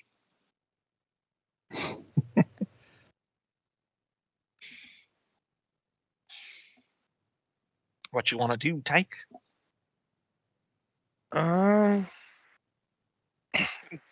room, other than the decorative around the walls and stuff, does it just look pretty empty, or? Where are you looking? Is it? You said there's inside. You said there was some like reliefs in the wall. Is that what I heard? Yeah, it's like a natural cave. They put stone slabs. They got dark runes all about. That's on the walls. Okay. So just judging from experience, I'm gonna check the ground to see if there's any holes, or if looking up if there's any like things on the ceiling. Looking on the ground, you do not see anything. It is smooth stone slabs, just like the hallways before. And as you look up to the ceiling, at the far back of the room, near the dome of the ceiling, you torchlight catches something. Motion. Two pale, gaunt figures clinging to the ceiling. Your eyes meet. They reflect like the eyes of cats. And their mouths open in a snarl as they drop from the ceiling to attack. Stranger danger. Bad touch, bad vibes. I'll grab some tokens for these buckaroonies. If you guys want to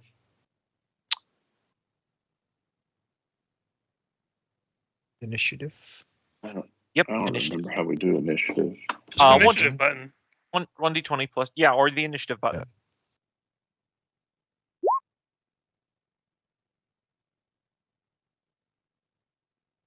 Damn, Cornelia's ready to rock.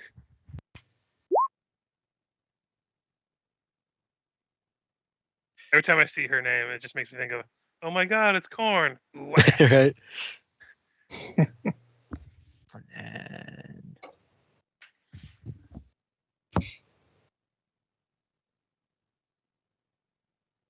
Are we having Iton participate, or is he just like a silent?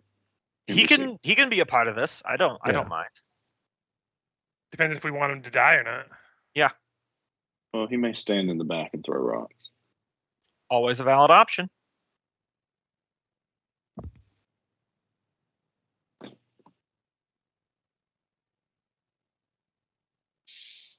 Right.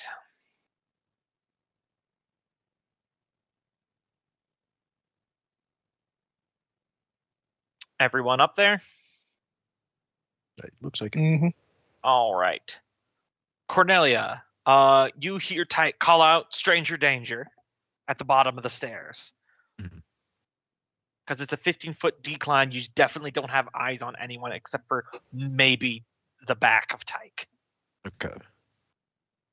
I would go in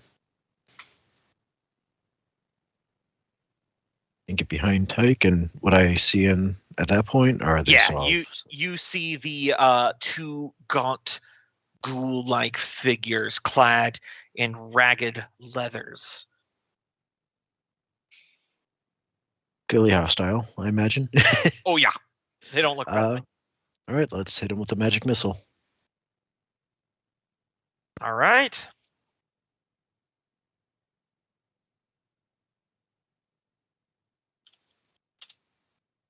Don't forget you have luck and spellburn if you really want anything to happen, because 10 will not cast the spell. Right. How do I do luck?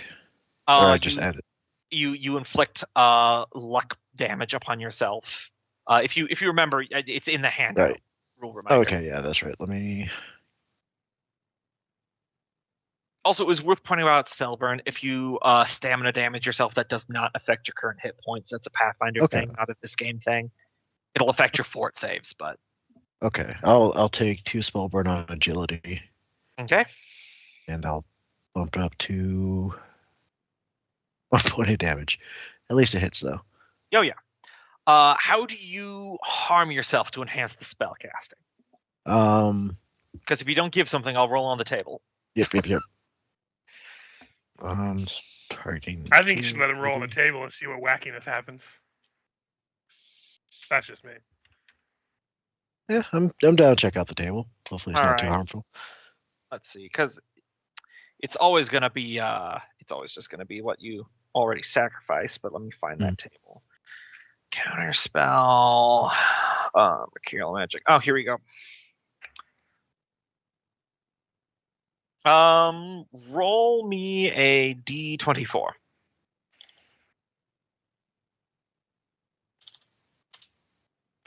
5.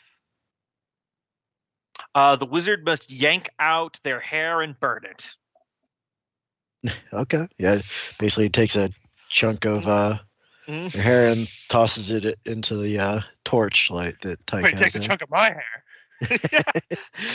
I'm already balding. Okay. Am I able to move, attack, and move, or is it the classic? Once you attack, you don't move anymore. The game doesn't regulate action economy that much. It's more about you just describe. I run into the room and then I do this. I would say Tyke's definitely blocking you. Yeah, because what she's wanting to do is basically, she wanted to run down, see what's going on, see the threat, throw a quick spell at it, and then get back out to clear the way for the heavies. Yep, that's definitely something you can do. Okay. Probably doesn't matter which ghoul, so roll that magic missile damage. It's just a flat 1 point of damage. Just 1 point of damage? Yeah, yeah, well. that was the minimum success. Well, scoreboard. Yeah. It never misses. You shoot a tiny little twinkle star, because I remember that's what your manifestation is. Yep. And just it zaps. goes down there. Ooh. Zap. Samantha. Do you cope?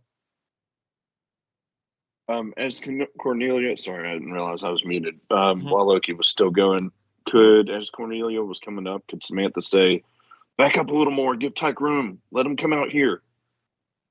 We could hit him from all 3 sides." Yeah, you can absolutely say that. Okay, then I would have shifted there. Yeah, and she would shout, "Tyke, come back here." Don't have to tell me more than once. And she would ready her shield for if something came into this space here, she'd be able to block it off. Yeah. Good shit. And just get ready with the flail. Very nice. Tyke. I am going to, before I back up, can I use my sling to chuck a rock at one of these things? So you got a torch in one hand. Did you still have your? Oh, I still have the 10-foot pole on the other end. Yeah. Yeah, never mind. So I will just back up. I'll allow you to do that if you drop the pole. Well, I'm gonna go back to here, drop the pole, and then pull out my axe. Yep. That's what I'll do for now. Okay. Could you? I noticed this in a movie the other day because you might need 2 hands. Well, I mean, I can just use that weapon, that axe in one hand, I think, because I use it with a shield. Really? Oh shit. Okay. Yeah, I have noticed really good strength. I think it was D&D, the movie, the new one, that they kept laying torches down, and the torches didn't go out. You just dropped it to the ground and fought. And I've never really used a torch in real life, so I don't know. Yeah.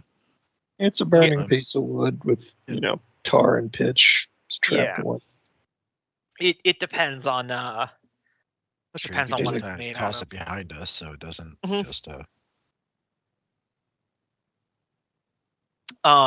here's how I'll adjudicate that. I would say that's something you can absolutely do. However, it'll provide light, and then at the end of the encounter, I'll have Tyke perform a luck check to see if the torch has burned out faster on the ground, because it's half smothered. But for the fight, it'll still be fully lit. Keep in mind, pulling out a shield and strapping that on is not quick either. So, speaking of, depends on what the ghouls do, I guess. Yeah. So if you're just gonna keep axe and torch in hand, then I'll move on to the ghouls. That's all I'm gonna do. Just axe and torch in hand and just ready up. All right. Let's see, what is the ghouls' speed?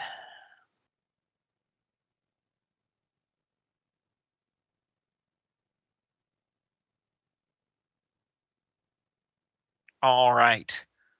So they are moving at full tilt, but they are still climbing the stairs because they had to scramble around the pile with this bear skull altar on it. And they're now halfway up the stairs, hissing horribly. As you're getting a better look at them in the torchlight now, they don't look ancient and desiccated like the rest of this tomb. Their leathers, while worn, they look more days, perhaps weeks old, not centuries. You think these are our predecessors? Your friend said hi, by the way. But that is their turn. Luthanar. Yeah, I'm gonna calmly hold my spear against my shoulder and strap my shield on to the other arm. That's probably my turn there. And grabbing the spear again.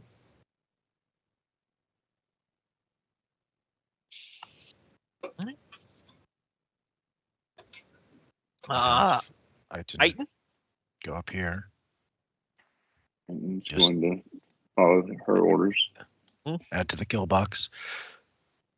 He will.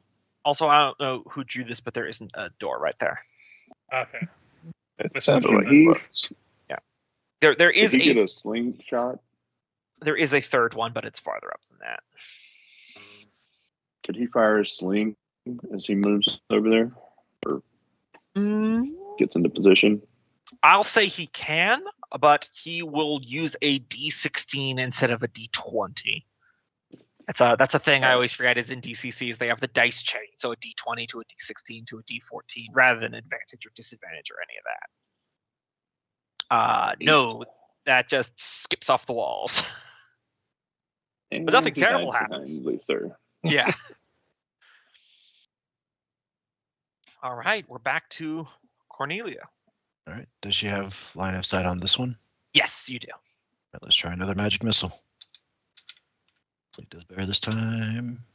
Oh, That yeah. does much better. Caster throws a single powerful missile that does damage equal to 4d12 plus caster level. 4d12? Whoa. 4d12. All right. Yeah, that's oh. From By the way, One what's damage. the mercurial magic on these magic missiles? I always forget. Mercurial magic. Let me put up.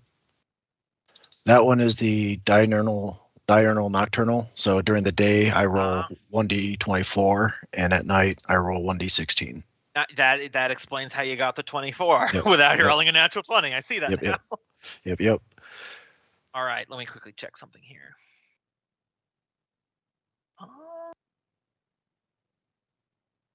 Yeah, so Cornelia, you do just gestures and you fire like a massive. It's like a mini comet that fires out of your hand, and it lights up the corridor as it hits this ghoul's center of mass, and you just see all of the flesh on this ghoul just get burnt and sheared away as just it leaves just like the broken up skeleton underneath. It's full on the nuclear bomb from Terminator 2. And you guys let out a whistle. and you guys see as the ghoul gets disintegrated, falling from the raggedy leather and bones, a disgusting, matted, pale serpent-like creature starts slithering out from the bones. Yeah, There was that's a not good. snake inside of it. Now, hold on, let me set layer, token layer. I am gonna rule some rollover damage here.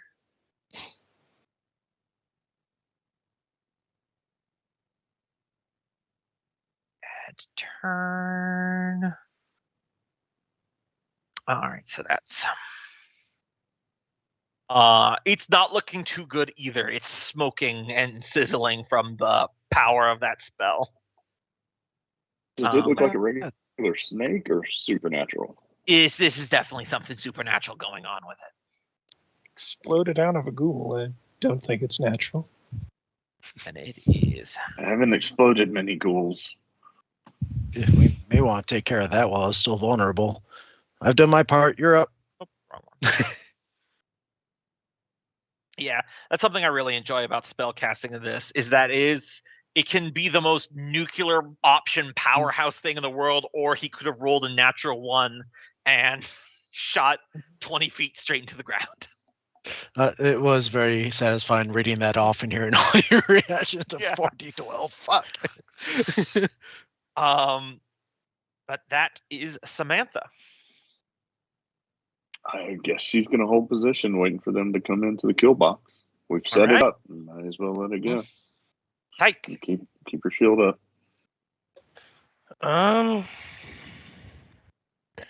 I forget. You can't prepare an attack when they get into reach in this one, can you? You can. You just need to like describe what you're gonna do. It's not like a full-on hold action thing where you can't say like I'm just gonna delay my turn, but you can do like what Samantha is saying, where I am going to wait and attack the first ghoul who enters the square directly in front of me. Mm-hmm. Certainly, if you want to walk up, strike, and then fall back, see if we can take out that snake. Mm. Yeah, you can do that too. There are AOs in this system, but if you kill the snake, you're not gonna have to worry about that. Yeah, I'll go try to kill the snake. So yeah, hearing that something came out of the creature. Tyke's gonna turn the corner, and as he's coming down, he's going just to arc like a golf swing down below with his axe, and he's gonna try to smash the snake creature up in the air and splatter it on the ceiling rather than on the ground. Okay. Like a big whole scoot motion. Just kind of describing my the die roll. Well, it doesn't hit, so I don't think the deed matters. So it's 8 plus 3. So that's 12. Yeah, that will miss the snake. It's small and fast. Yeah, and I will try to back up, but it'll probably provoke from it. Yep, so. it'll get one single attack. 18. That'll definitely hit. All right. So you take 1d6 damage, 4, and then give me a fortitude save. I'm at 4 health. Okay, you suffer no additional effects. Yay. But the bite is it's definitely envenomed of some kind. If you've ever been bitten or stung by something with venom, you know it's the pain is way more than the wound would be. Yeah. But you do manage to fall back. Out of character, he's not. He succeeded the fort save. It was DC 5. Yeah. But now the ghoul is going to rush into the kill box. So both Lutheran and Samantha get their prepared attacks. I did not actually state I was prepping one. Oh, you're not armor equipped. Yeah, you're Gotcha. swapped to your shield. Right. So, well, Samantha, you get one then. 16 will definitely hit. Don't forget to roll the D3 for your deed die. That's why I recommend your own attacking damage. Yep. Ooh, very nice. nice. Declare anything you're doing with it. I would definitely say for prepared actions, you need to declare what your maneuver is going to do when you prepare it, but that's fine. In this case, it's still going to be 11 points of damage. So Samantha, you bring the spiked flail of chaos down. The top parts of the flails scrape along the low ceiling, kicking up sparks as you bring the wicked weapon down. And you just watch this rotting corpse around what you now know as a snake just crumble beneath the assault. And that ghoul is fully destroyed. Again. And she starts tap dancing, trying to get away in anticipation of the snake that's going to pop out, because now she believes that's what happens when you kill a ghoul. I am going to say that that snake takes its full turn to exit the mutilated corpse of the ghoul. But let me see what's the speed of this other one. They're speedy fuckers. So this one is going to zip up, and it is going to, let's roll a 1d5. 1 will be Samantha, 5 will be Tyke. Who's getting bit? Tyke, you seem to be going very after the patient one with he bit. snakes. Yep. I'm a snake whisperer, apparently. 17. 17 will hit. Tyke. Goodbye, Tyke. Taken by 1 point of damage. He's still alive. And I imagine I have to do a fortitude save. Yes. Totally I'm fine. good there. It catches you about the ankle as you jerk your foot back. But then, now there are 2 snakes within the kill box. Yep. Luthanar. Yep. 1 second. Got to check a box. Okay. So, as I'm stabbing at the more damaged looking of the 2, I will try to, if I connect, spin my spear and flick it up so that it flies down the stairs. Oh, yeah. Very nice. But my deed dice does not commit, and I don't connect anyway. Mm-hmm. Such is old. Aiton. Titan. He is going to try and fling a rock at it with a sling. He squeeze that between the group. Yeah, he can. That's close range, which I believe. Does he not have a melee weapon? He does. I just didn't know if it was realistic for us all to be poking from this angle. Yeah, it depends I on what the think so. melee weapon is, realistically. So it's a battle axe, so he could come straight over his head down Yeah, into the absolutely. group and not have to swing it sideways. Yeah, I would say that's logical. If you want to do a melee attack. You also have the old. Aiton also wisps. Cornelia, the snakes are proving a greater challenge than the ghouls. We'll go longsword this time. All right.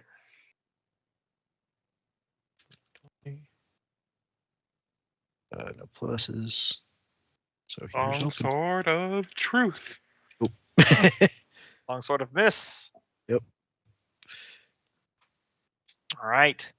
Don't Samantha. worry. Samantha's here. Am I supposed to roll deed every time? You do roll it every time, but Oh no! You don't have to declare if you don't want to. yeah. Also, for those of you who get close, some of these are pretty low. Don't forget you have luck. But yes, you do roll the deed every time, but you go on the natural one, so I don't suppose that really matters right now. All right, so let's see. She's wearing plate armor. Roll a d16 plus a d8 while I find the fumble table.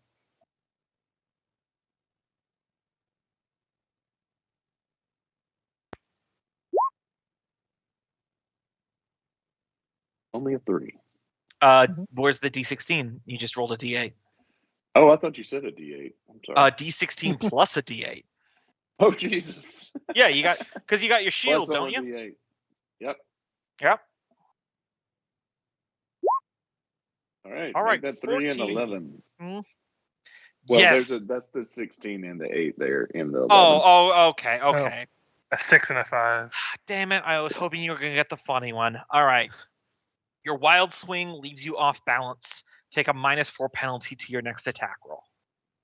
Okay, I can handle that. You want to know what 14 was? Yes. Yes.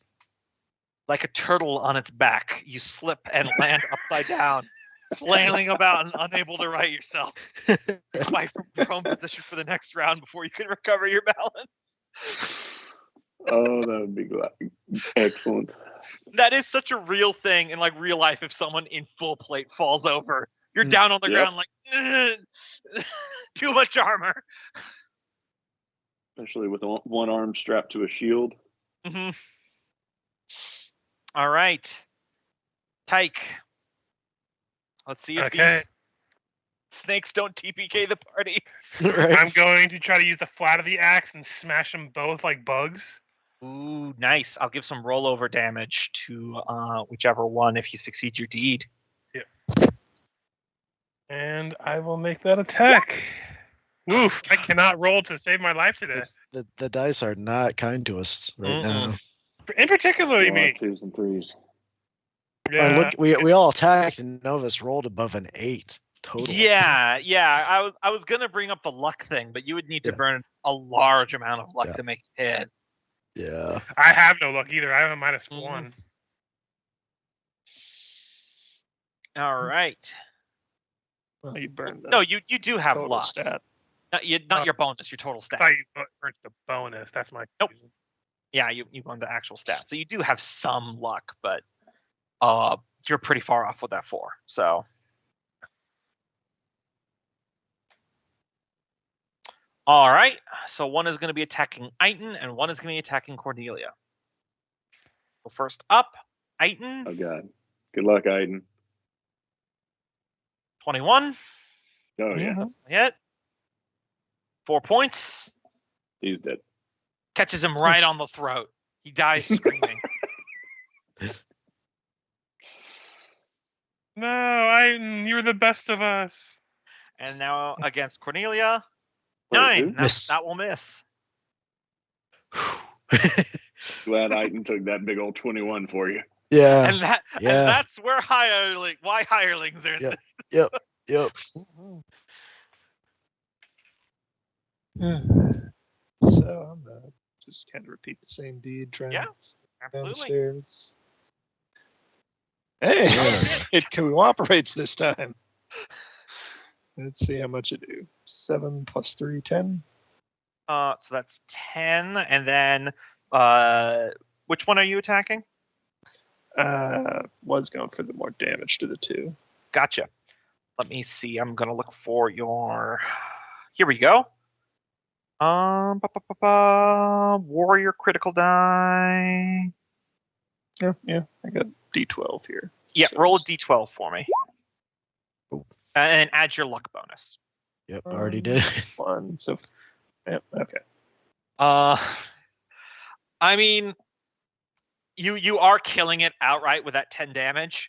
But it is result 13. The strike breaks the foe's jaw. Blood and shattered bones ooze from the foe's face, inflict an additional 1d8 points of damage. Let's see how much I overkill it with this one then. 1d8. Yay, 16. Wow. You knocked a jaw off a snake. I'd have the Yeah. old. I got a few tricks from it. Just the head of the snake fully explodes. I'm gonna say, because it's that much of severe overkill with a natural 20 and you're doing a deed, that that's other snake will take a -2 penalty to whatever it's going to do on its next turn, since they were sharing a space. Iton is dead. Cornelia. Try to hit it with this sword. 12. Yes. Okay. It zips out of the way of your blade as it strikes the ground. It seems like it's dashing for Iton's corpse. Oh shit. Mm. Samantha, don't forget you have a -4 penalty. Samantha bumps Iton's still half standing corpse so that it'll get out of her way. And take a swing at the snock. Oh shit. Finally. even with the -4, a natural 20 is a natural 20. Don't forget to roll the D3 for your deed. That's the kind of the benefit of the macro, like Kenneth has. So that is going to be 7 damage, and roll me a D12 plus your luck modifier.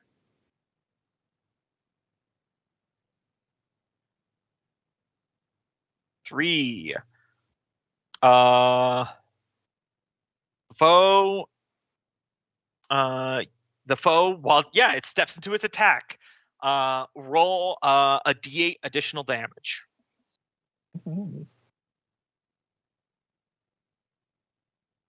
He was stepping over toward Iton.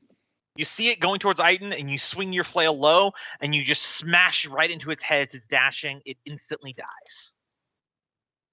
The D8 was important because it has 10 hit points, so the 7 damage wasn't going to instantly kill it. So. Oh, yes, that's good then. But with that, you are victorious over the ghouls and the. She didn't get all the kills this time. Mm-hmm. Iton is dead. Yeah. She does. She loots Iton. Actually, I'll keep the body there. Yeah.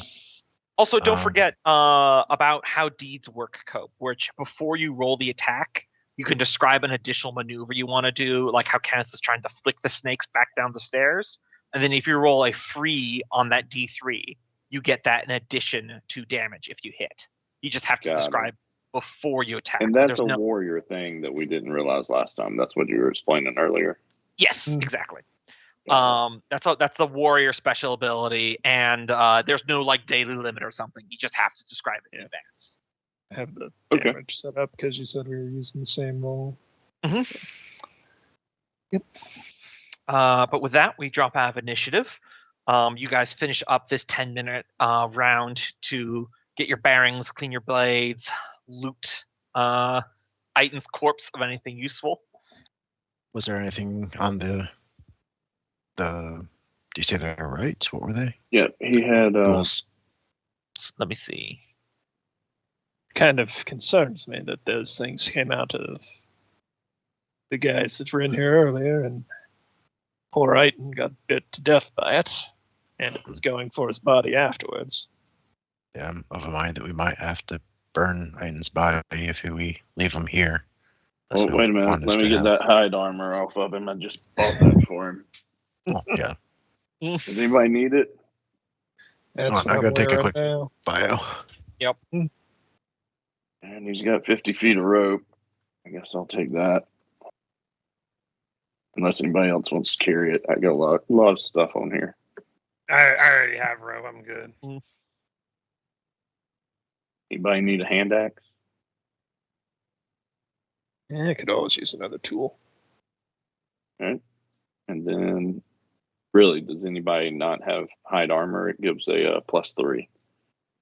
I have chainmail, so I'm pretty good. Yeah, I'm wearing hide at the moment. Yeah, and Loki's gone, but Cornelia isn't going to take hide because that'll modify spell casting ability. Yeah. All right. Well, I'll take it off him and leave it over here on the side. He only wore it for like 2 hours, so maybe I can get a refund. Look, don't pay any attention to the blood around the neck area. It's still just as good as it was. Look, the tag's still on it, man. Yeah. Come on. You can't even smell it. Oh, God, you can't smell him. Well, sir, Was that the only attack that he had against him and it hit? Yes. Yep. His first combat ever. So yeah, made earned every goal. I think it's hilarious that Aiton was present for the combat against the Demon Lord on top of the ziggurat at the end of the last module, and he survived that, and then a snake got him. You're right. Just go to heaven. Like, so how'd you die? I don't want to talk about it. That is the funny part about these like lower power RPGs I always find so interesting, is it's not at all like Dragon Ball Z power scaling where if like I can beat X, I can beat this. It's like real life where I could survive a grizzly bear attack, but then I'm allergic to bees and I get stung once and die. Yep. All right, I'm gonna bio real quick too. All right. I'd shift that one that I keep thinking of making a game into this system rather than doing Epic 6 with Pathfinder. Mm-hmm. Hey, I'm down for that. I would love to be a player in Dungeon Crawl Classics. Yeah, the more we play this, the more I like it. Mm-hmm. We got now we got one other thing at least lined up for break week, but yep, might try to get it done for the third session we'll be missing. Mm-hmm. It's got to be like, the idea is pseudo West Marches type things that people could drop in and out like we're doing with this. Yeah, I'm down with that. Because this is also my idea if we finish up Sons of Damerhall and Loki still needs time to finish up Starfinders, is that these modules take anywhere from like 2 to 3 sessions to get through, and they're all self-contained stories. So as soon as Loki's ready, we can just finish up the current module and drop it, and we won't feel like anything is like hanging story-wise. So it, and there's a bajillion of these things. So yeah, and then I have that plan for us, like in between campaigns, to do that world building thing. Yeah, we can do that first. Yeah, that'll only take 1 session. I did the math on it, and we could have it done in 1 session, no problem. Oh yeah. Because it's basically just like a board game kind of night, but it's involved with world building. Sundays are becoming a lot more free, so if we want to go back to trying to meet on occasional Sundays, not the next couple weeks while I'm on my trip, but in general. Yeah. Yeah, it's something I would like to do. It's going to be a little bit easier for me to do once the summer starts burning off. Because like today I'm fine. This is my second of my 2 days off, but after work days, I'm just dead. I'm just completely wrung out. Like this last Sunday absolutely fucking murder. It was humid and it was 90 degrees. I was out there in the sun for 8 hours. I came home, I took a cold shower, and I had to actively try not to fall asleep in the tub. It was not, I did not feel good. Humans are not meant to be out doing that in those conditions. In this weather, yeah.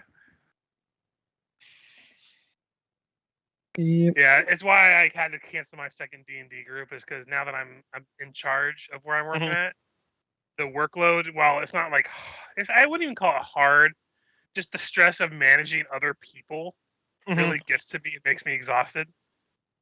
Yeah. Like, it's also really bad when you're working with this person and you really like them. They seem like a really nice person and you like working with them, talking with them, but they're so bad at their job and you're trying to discipline them and you're like, I feel bad the entire time.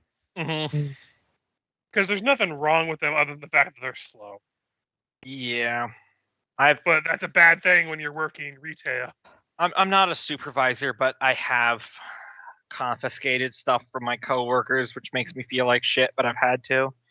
One time, one of my coworkers, we are talking shit to recordings, but I don't care. I'm not going to name names. He found a Super Ball in the parking lot, so he spent 40 minutes running around the parking lot playing with it instead of doing his job. And when he was done, he put the Super Ball back into a cart and then went back in without bringing the cart. So I had to hide the Super Ball before he picked it up again. The other day, the same guy found a balloon, so he was just playing with it in the vestibule. And then he wandered off, and I came over to get a drink of water. 7? Apparently. Nope. He was playing with it in the vestibule, and I came in to get a drink of water, and I was sitting down, and I was with one of my other coworkers, and I'm like, what's the deal with this balloon? And he goes, oh, such and such was playing with it or something. I'm like, oh, I see. Hey, you got a pen? And he fishes in the locker. Yeah, here's one. Thanks. And he turns to his back, and from his perspective, he just hears a pop. I just throw the balloon away. Yeah. You monster, how could you? Heat makes monsters of us all. Especially when he went to that place to get away from the heat. Oh God, I felt like Gru from the start of the first Despicable Me movie, where he gives a kid a balloon animal that pops it in front of them. Guy wasn't there. He probably didn't think about it, but it wasn't going to fit in the trash can. Anyway, we're all back. Dungeon crawl. So you got more hallway to the north, and there you guys kind of ran out of the bear room.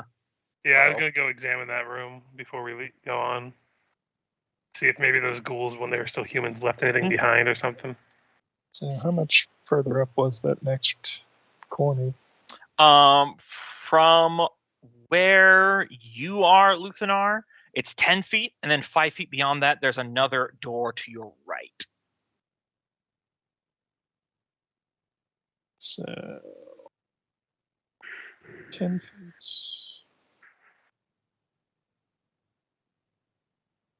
And you said 10 feet beyond that was another door on the right?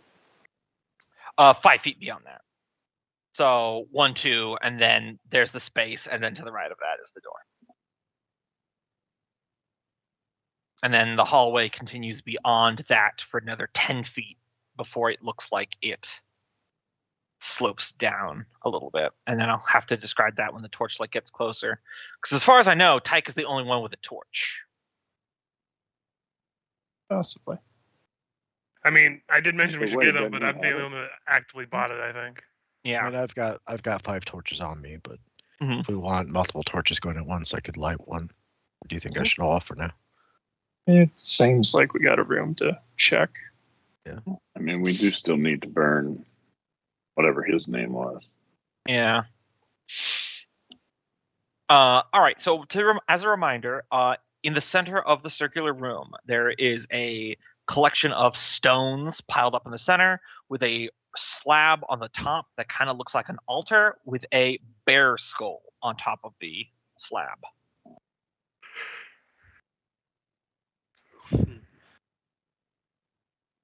Hold up. Gonna come analyze the bear skull. Hold up. Oh, sorry. Nope. Well, y'all are all in my way anyway. I'm just thinking right now. Mm-hmm. They were alive when they came in here. Mm-hmm. The question is, did something follow them from the stairs, or is this where the snakes originated? Snakes are definitely in the bear skull.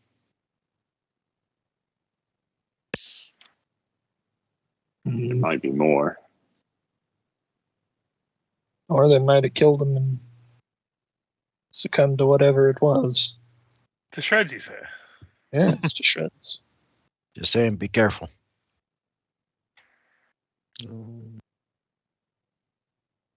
It's That skull also looks kind of possible. valuable.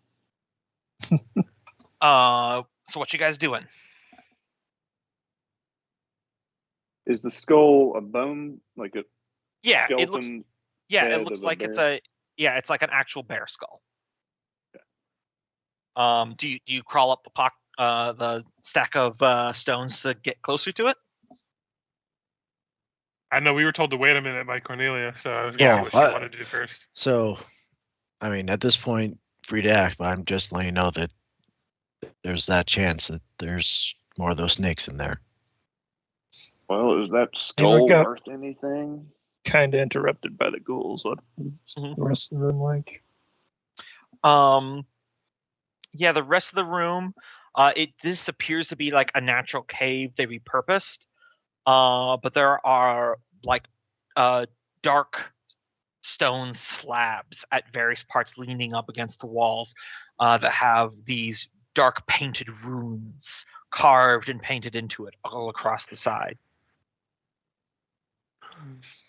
Can I just poke the skull with my axe and try to knock it off the altar?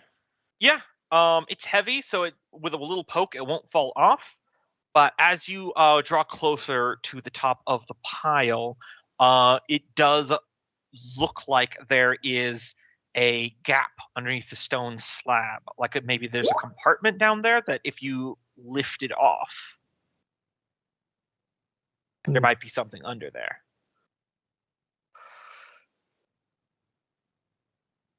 Yeah, we lost one of our moving helpers, so I guess we can try to move the lid. If it is a lid. I will just pull out one of those daggers I have and just be prepared to stab at anything that might pop out, but I'll try to open it up. All right. I will ready a terror-inducing cantrip. Okay. It only affects animals and creatures of 3 intelligence or less. So if it's more snakes, that's right. Because your cantrips freak the fuck out of them. I forgot about that. Yeah. Sometimes mercurial magic is helpful. I like how it adds utility to a utility spell. One of my favorite things is how you can get something like cantrip, and then you get the one that like causes environmental devastation or horrific weather. Right. Where I'm like, I think the cantrip is the side effect. All right, so it is a heavy slab of stone, so this is going to be a strength check to shift it. You do have the crowbar if you want to try and get some. Yeah. That will lower the DC by a very good amount. Okay, so I rolled a 4. It is teetering with the crowbar, but it is not quite there.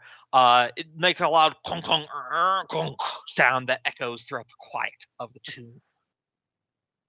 Aiden, help me with the leverage. Oh.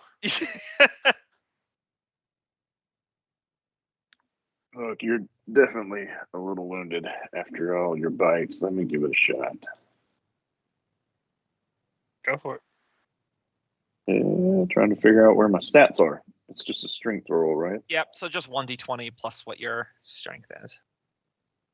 And don't forget, you can always burn luck to add to it. Can I aid to add my modifier to them? Yeah, I'm down with that. So we do the full ghost thing with the fucking clay, but instead it's just both of us using the fucking crowbar. I'll show it. I did not invite you to wrap your arms around me like that. I'm big. I have a hard time reaching. That'd be what, a 17 if they do get to help? Yep. All right. So with that, there's a grinding sound as it gives way, and the slab slides off, revealing the compartment within. With the reach around technique, you help get it off. Inside there, within there are dozens of human skulls placed on top a hide with the skull of enormous cave bear. A leather thong sewn into the hide permits it to be worn like a cloak, with a fanged skull serving as a crude helmet. Ooh, that's cool. That's a fashion statement. Do you take it? I know. Probably look at the one spellcaster that could wear robes, or usually wears robes. You're a wizard. This looks wizardy, doesn't it? I ain't the wizard. I feel like that feels more warrior-y, right? I will Y'all say, ain't gonna wear it. I'm totally gonna wear it. yeah.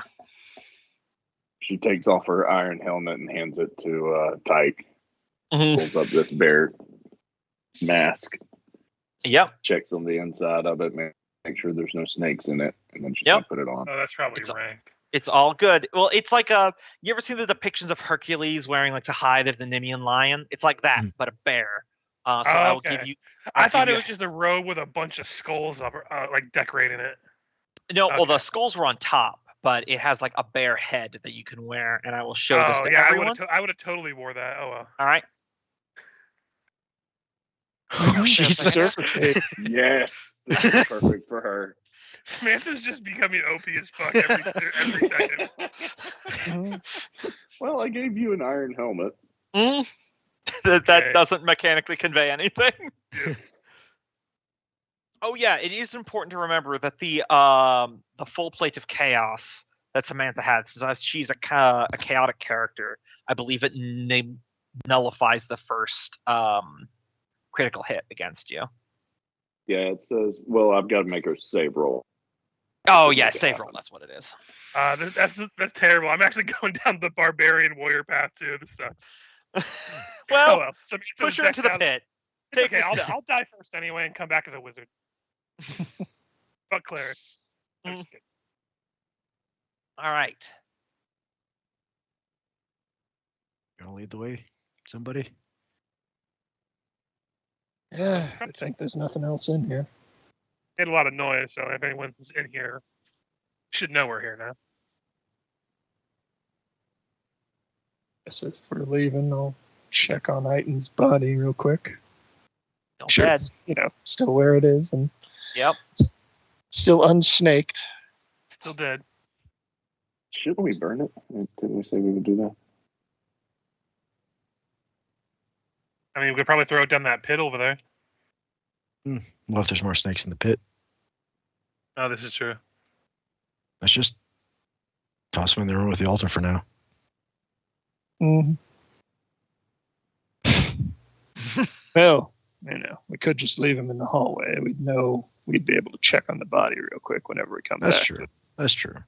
Yeah, we'll just We leave also it there. don't know where this goes. I suspect that since they came from that way, that's the alternate way in they found, because it seemed like they didn't move the boulder. So, Well, considering there's bloody footprints, I think it might be the bottom of the pit at the very least. could be. Mm-hmm. Fell in the pit, broke something. Not going to name the thing, but Anyway, We could check. there's four of us. One of us should be able to make a decision. I mean, point Tyke will go down and take a look.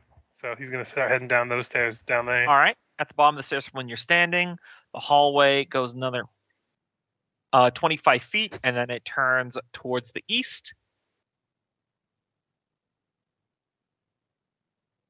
One, two. Well, probably not the death pit. That would have headed west. What did you say?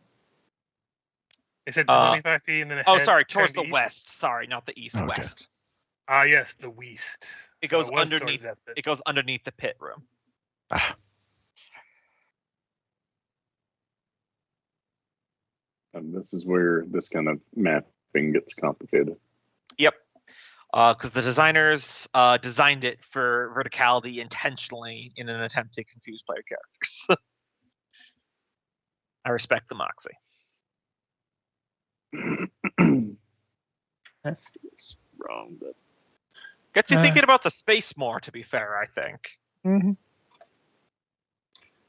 I guess we can see what. It's only one path, so I might as well see where it ends. It's not like we're going to be attacked from behind any less than we will be. Mm-hmm. So continuing down the hallway. Yep. All right. You look in there. Inside is a circular room. The floor of the circular chamber is concave, forming a shallow depression. The ceiling, walls, and floor of this chamber are all covered in slick, black algae and slime. Above, a hole is bored into the arching ceiling. Directly beneath the hole is a score of hammered bronze long spears set into the floor.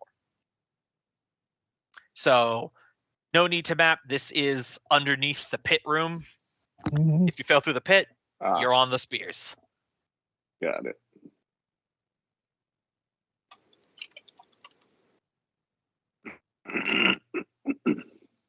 I mean, Look like might there's be any nice other having a entrance to the room. might Does it look be like nice there's any having a other few entrance? spears. Any other entrance to the room? Is that what you're asking? No other entrances or exits to the room. And they're just bronze, but that's still better than nothing. But that's also the question of how well they're fixed into the floor and if the whole thing's bronze or not. The entire spear is bronze. They look like they've been hammered into the stone, so it will be a strength check to try to pry a spear free. Yeah, we don't need to do that. Especially with everything slick and all that. Nah. Mhm. From this lower angle of this room, you're in no risk of falling onto the spears or anything like that because you're coming at them sideways, but still. Okay, so Put a back to rope the main, around your waist and let us hold it, and you could go down and try. back to the main hallway. Mm-hmm. I'm still Next trying to keep bathroom. an eye out where the two of them gained access from. All right. They probably fell down when they were trying to escape, and then the steps are when they crawled back up as zombies. Right. Tyke, So I'm just. Yeah, go ahead. looking to that room into the east. I got it right this time. This chamber has been partially collapsed. Stone slabs that once supported the ceiling are now cantered inward by the weight of the earth above, and fallen debris is piled in the center of the room. The floor has fallen away in the far corner, and it seems as if the entire chamber could collapse within with the slightest disturbance. So this room is square. It is 25 by 25 feet, but roughly half the room is rubble sloping downwards, the stone giving way to dirt. There are a few spots where you can see single streams of sunlight coming through. Seems the kind of thing that if you put in some work, you might have been able to shift the dirt aside to perhaps gain exit to the cairn. And Looking so about, I'm pretty sure that's the map is not mapped right. If This is why it's the theater of the mind. Maybe it could be just like a foot wide wall or so. yeah, there's no doorway there. It just opened out into the room there. Looking about this room, you do see leaning up against the walls similar stone slabs to what you found in the bear room,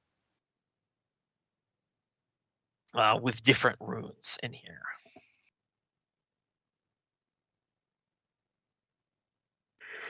Okay. yeah, to risk doing that. What was it? Said there was a similar slabs that turned out to be a box. Hmm. in the rubble. Mm-hmm. I'm down to. This may or may not be how they got in, considering other descriptive parts. Yeah. Is there sunlight visible above, I guess? Yeah, just tiny streams. So, like, if you dug it out, you could probably find a exit that way. Mm. So it might have been the way they dug themselves into here, and it just collapsed again. Or their digging collapsed it. Yeah. Do we want to dig through the pile of rubble and see if there aren't any other treasures? Yeah, if there's something similar to that cape, it might be worthwhile. Plus, we're here to find things to fight I know what the. Tyke's business is. He just steps in and looks for. You said there was something similar to what was in the other room. That Yeah, partially under the rubble. Yep, I'll try to see if I can clear it away as careful as I can to not All right. cave in. Maybe not everyone come into the room at the same time, guys. It's not all get cracked at once. Just leave the magic user out. Yeah. Rocks have already fallen in this room. If the three warriors work at it, this will only take 10-minute rounds. The time is slowly passing. The sun is moving. It's sundown. Barchan dies. But you do manage to clear some of the rubble away. You see the cracked fragments of a skull of what looks like it was a lion. And the slab that was the top of the altar chest, like in the other room, has been broken by the rubble. So you can push it aside to see what is within. And within it, you find a dozen human skulls rest atop a hammered bronze shield. The shield is embossed with the stylized image of a lion's head.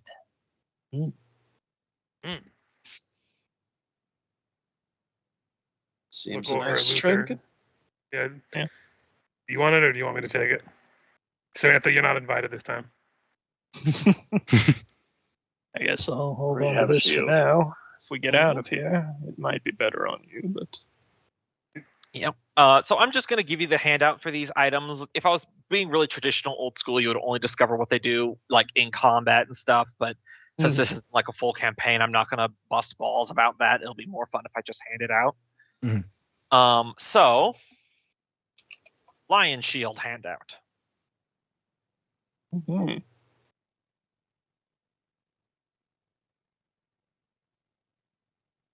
Nice. So that's at least some help against the hound, too.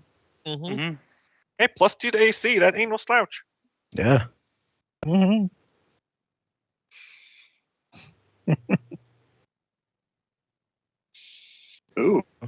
When the hound can't attack, basically can't attack whoever's wearing it. We don't know what its will save is. Yeah. Hey, natural ones happen to everyone. And also, this isn't Pathfinder. It's pretty rare for people to have like +10. Yeah, I feel like I was surprised this thing's had a +4. Yeah, they're pretty feisty. Yeah. All right, so where you guys are standing there, back in the hallway, 5 feet beyond what you mapped, there is steps 5 feet down that open up into a room. I'll read the description, but I'll give you the dimensions first. To each side of those steps, it's 10 feet to a wall, and then it is 20 feet directly across to the wall to the north.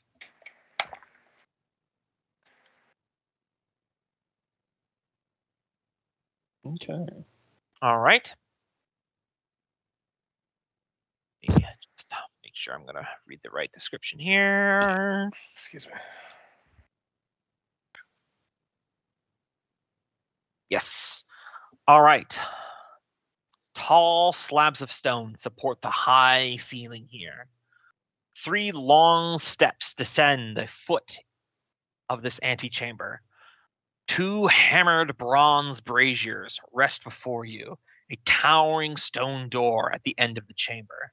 The doorway is carved with hundreds of spiraling runes, spinning into infinity. Inscribed above the portal is the image of an enormous wolf being crushed to death by a giant snake. The floor is covered in what appears to be thousands of thin, transparent strips of vellum. To your horror, you realize The cracks are dried strips of the discarded skins of an untold number of serpents.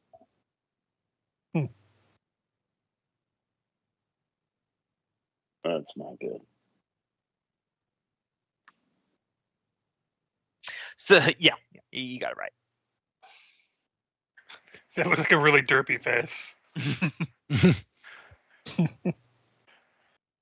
Look, if we take off the side rooms, the whole map kind of turns into one giant snake, and this is its face. Mm-hmm. Oh, god damn it! I accidentally hit the back button.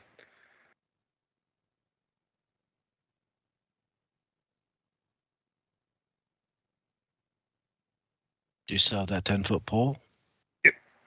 You want to see if there's anything behind that? Yeah. And what did you say was on this? What was this on the sides again? What are braziers. Braziers, okay. They're not lit, are they? No. Dark. Just in case. Do we want to light the braziers? I was just gonna say, see if I can light one of the braziers with the torch. Inside, you find kindling far too old, rotten, and broken to be of any use. Can I just put the torch there so I don't have to hold it while we're in this room then? Oh yeah, absolutely. So I'll just do that. So, and the brazier is usually made of metal to help reflect the light anyway. So. Yep, they're bronze. Yep. And then I'll use the 10-foot pole to. You said this is like a curtain made of snakeskin. No, there's skate skins across the floor. That is a massive stone door. Oh, okay. Well, still, Mm-hmm. see what's underneath the snake carpet, if anything. Yeah, I'll start pushing around the snake stuff with the pole. Just be like, is there anything under any of this? All right. What's the rest of you doing while Tyke is sweeping the snake skins? It's examining the walls, see if there's any sort of carvings or holes or anything. Have snakes in them. All right. That's what Samantha's suspicious of snakes. All right, Cornelia. Probably be keeping an eye on the door, just kind of see if there's any iconography on it, or just any sort of hint onto how to open it beyond just possibly pushing or pulling. Yeah, the door has no handles, and it has those same spirally symbols. As described above it is a carved iconography of a wolf being crushed to death by a snake. Samantha and Luthanar, looking around, you are examining the walls into torchlight, and in your 360 spin, you turn back to the door in which you came.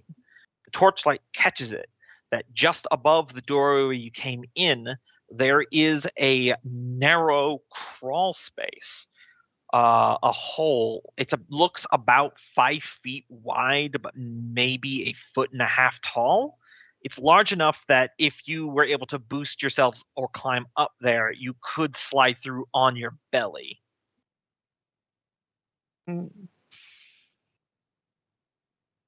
Perfect size for a giant snake. Does somebody want to get hoisted up there and peek inside?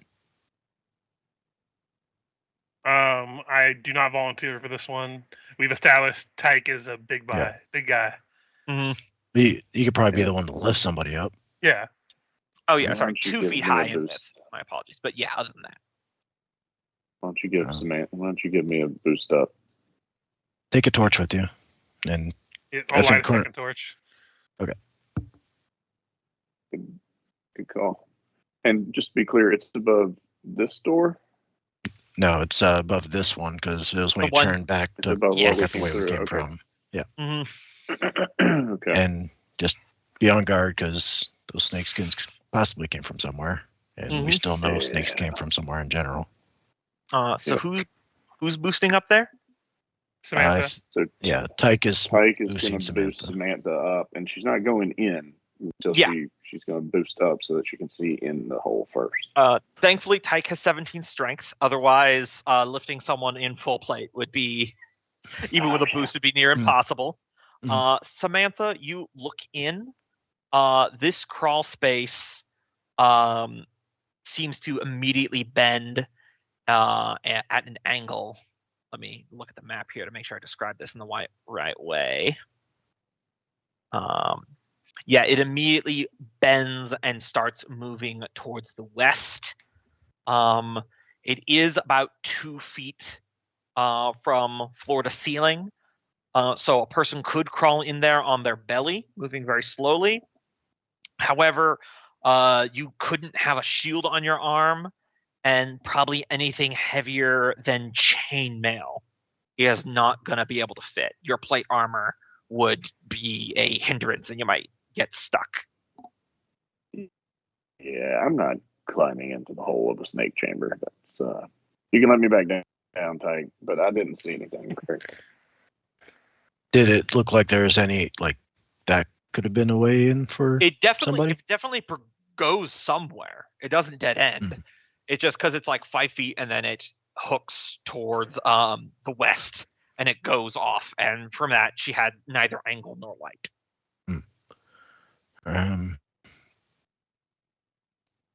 I mean, do you want me to check it out? I'm not the most comfortable with the idea, but I don't know. I'm curious. Just asked to, if you're curious and you want to go see, but otherwise, I don't know what purpose we really need for it. Oh, okay. Go any further than the bend at first? Yeah, I could at least peek around. Wants to tie a rope to you, and if you scream, we pull hard. Yep. Before I go in there, as you know, I'm getting boosted up, I would like to cast Magic Shield on myself. Yeah. Roll it. 1, 1, 1, 1, 1. Oh. But the spell is lost. But I mean, no unless you luck or spellburn. No, I don't want it that bad. All right, you cast the spell. It goes, and well, there you are. All right. That was very good magic. Hey, at least that one meteor actually it works when it matters, right? And it's not like I gassed us all. Meanwhile, Tyke's in his head be like, "I was serious though. I saw weird sparks from flashy bits." Okay, so yeah, taking the torch, I'll get hoisted up there. Right. You start crawling on your belly.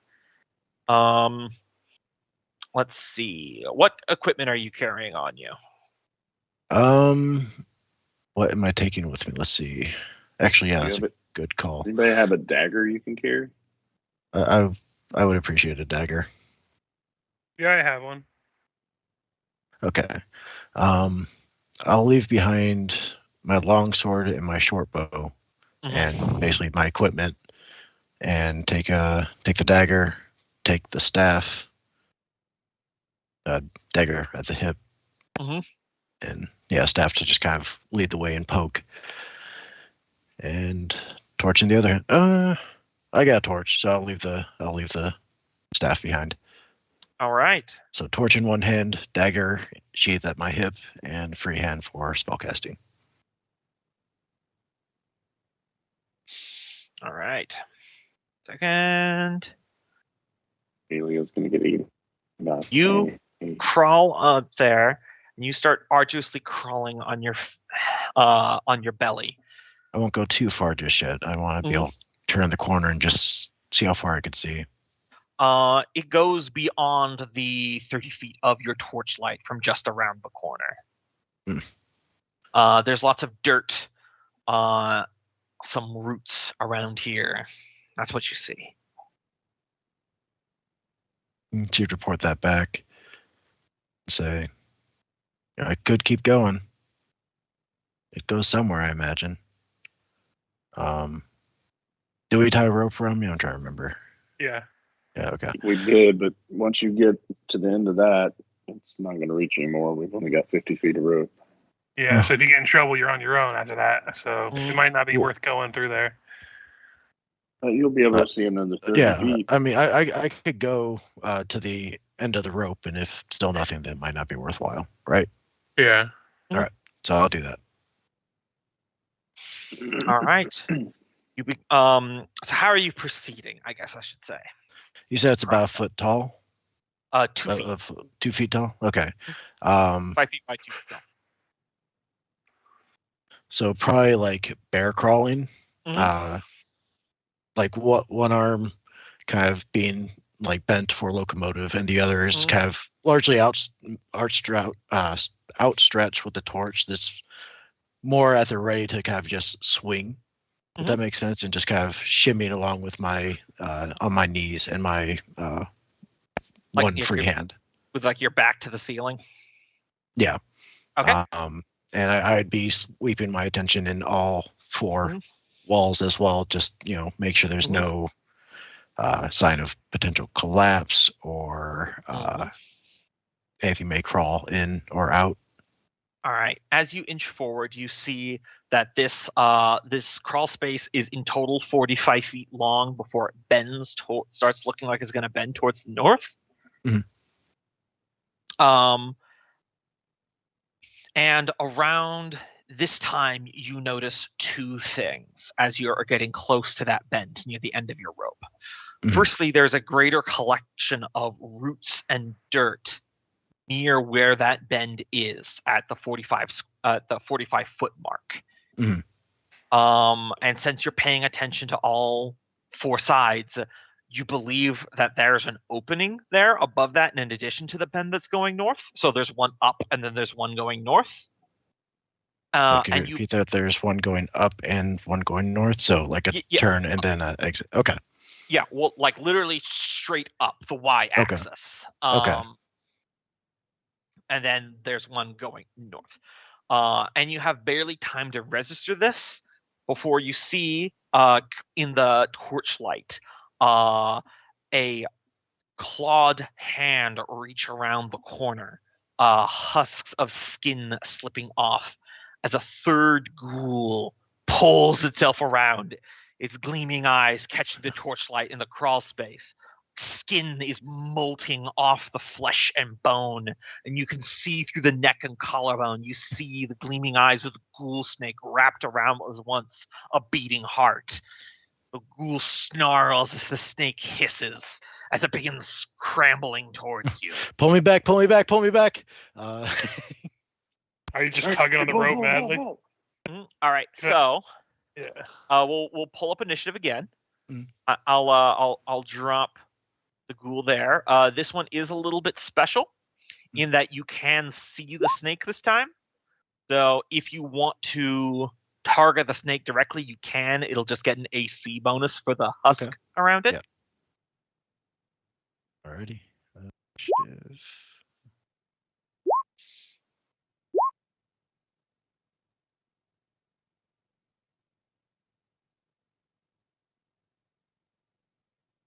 Cornelia, you're still in the tunnel, to be fair. So yeah, I know. Yep. So yeah. There. We'd probably want to be pulling from over around behind where I am, given the angle involved. Yep. That looks like everyone. Luthar.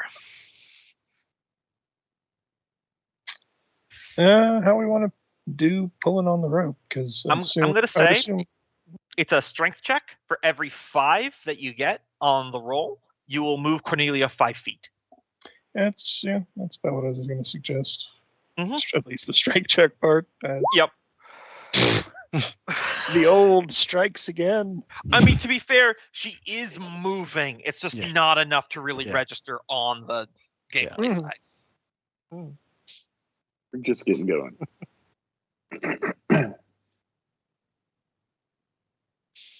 All right. Tyke. Oh. All right. 18. So here's a question. Do you want to spend any luck to bump that up to a 20 to move her 20 feet? Sure, I'll spend a luck. All right. So go to your luck score and you can see your current one, and then the temporary one, you can just bop it down by 2. Okay. and it's the temporary that goes down, right? It's the temporary. Yeah. Okay. Yeah. This system features a lot of ability score damage. Okay. It's a. I've said it in the past that like a lot of the modern systems like Pathfinder 2nd edition and 5th edition really don't need to have an ability score and a modifier because they never touch the original ones. Right. DCC is the exact opposite. They modify your rolled scores a lot, so you absolutely should have the two separate numbers. Right. All right, so you can move backwards 4 squares there, Loki. Okay. 2, 3, 4. Which was lucky because it can only scramble 15 feet forward. So you are sliding your belly. You're getting the world's worst rug burn with your padded armor and the stone, but you don't care because you're not being attacked. Worth it.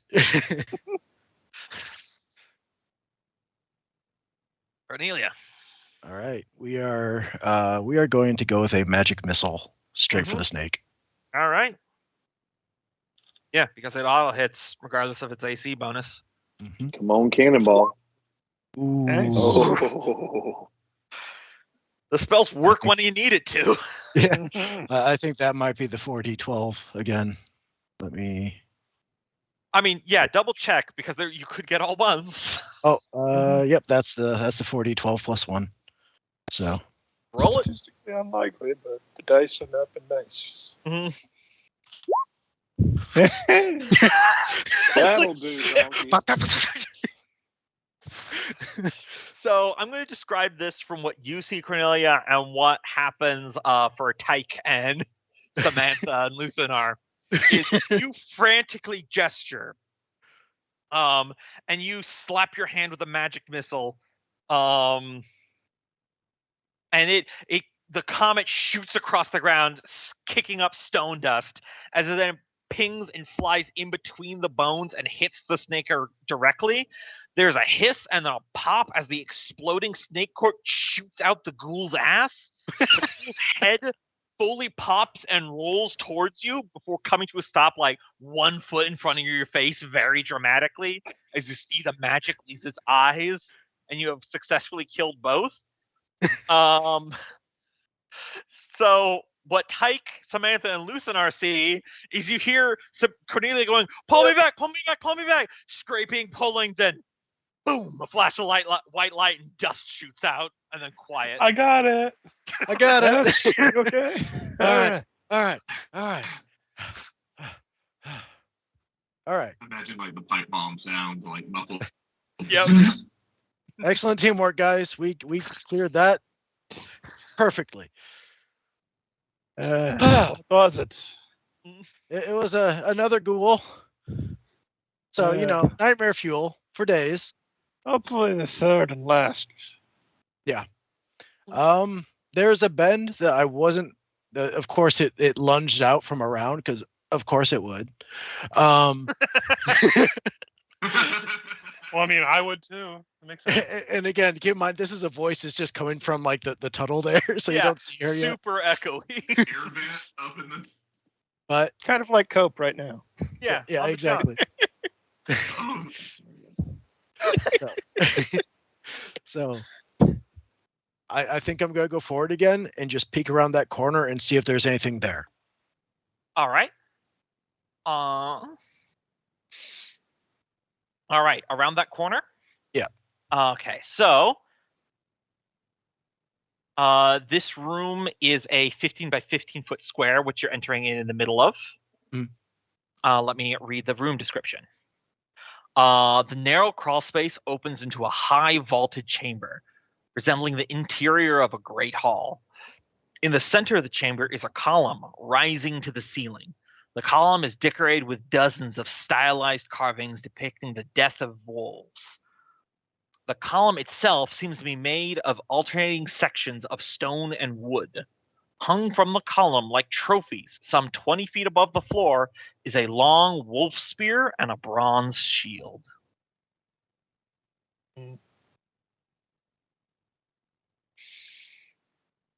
That's what you see. 20 feet up. It's up on the pillar. You would need to climb. Okay. Guys, I found a spear and a shield here. It's elevated. I need a little bit of help to reach it. Couldn't you make But- yourself big?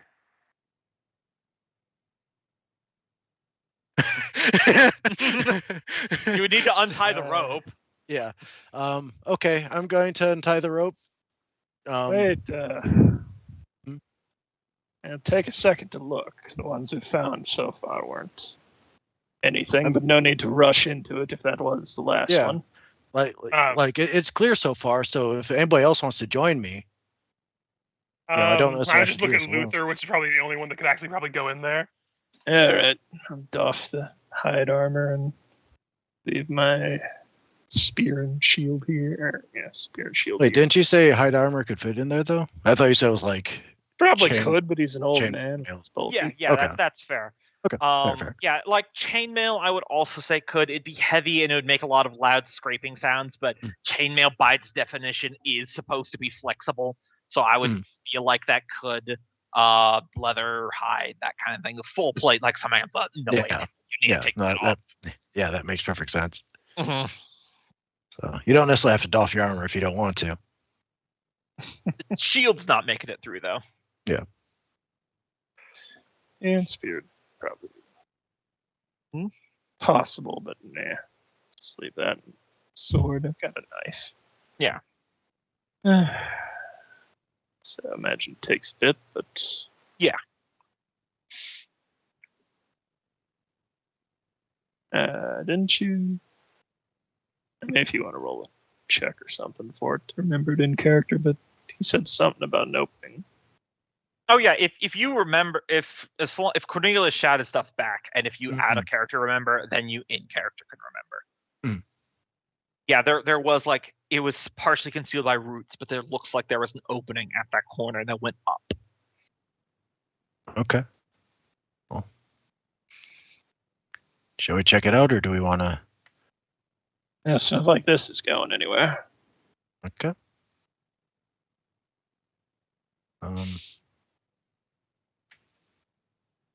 What weapon do you have on you at this point if you left the spear behind? Just a dagger. Okay. Longsword and spear were kind of iffy for tunnel combat. That's Didn't true. feel like hauling them through either. Do you want to lead the way and I could get your back with my magic? I guess it's better to have you at the back than in the front. So how are we gonna? It's in the tunnel, right? Yeah, it's back in the crawl space. You gotta flop onto your belly and crawl. Oh like the yeah. Legend You of said Zelda. you said it was in here. Yep. Mhm. So Okay. So hack away at the roots a little bit and see. After a couple moments of hacking, you reveal a circular chimney-like chute. It goes up 6 feet, and it looks like it exits into another room up there. You can see the ceiling 10 feet directly above the edge of the 6-foot chute. You can stand up, but remember the flat area you are in is 2 feet, so it's like 7 feet total. Mm.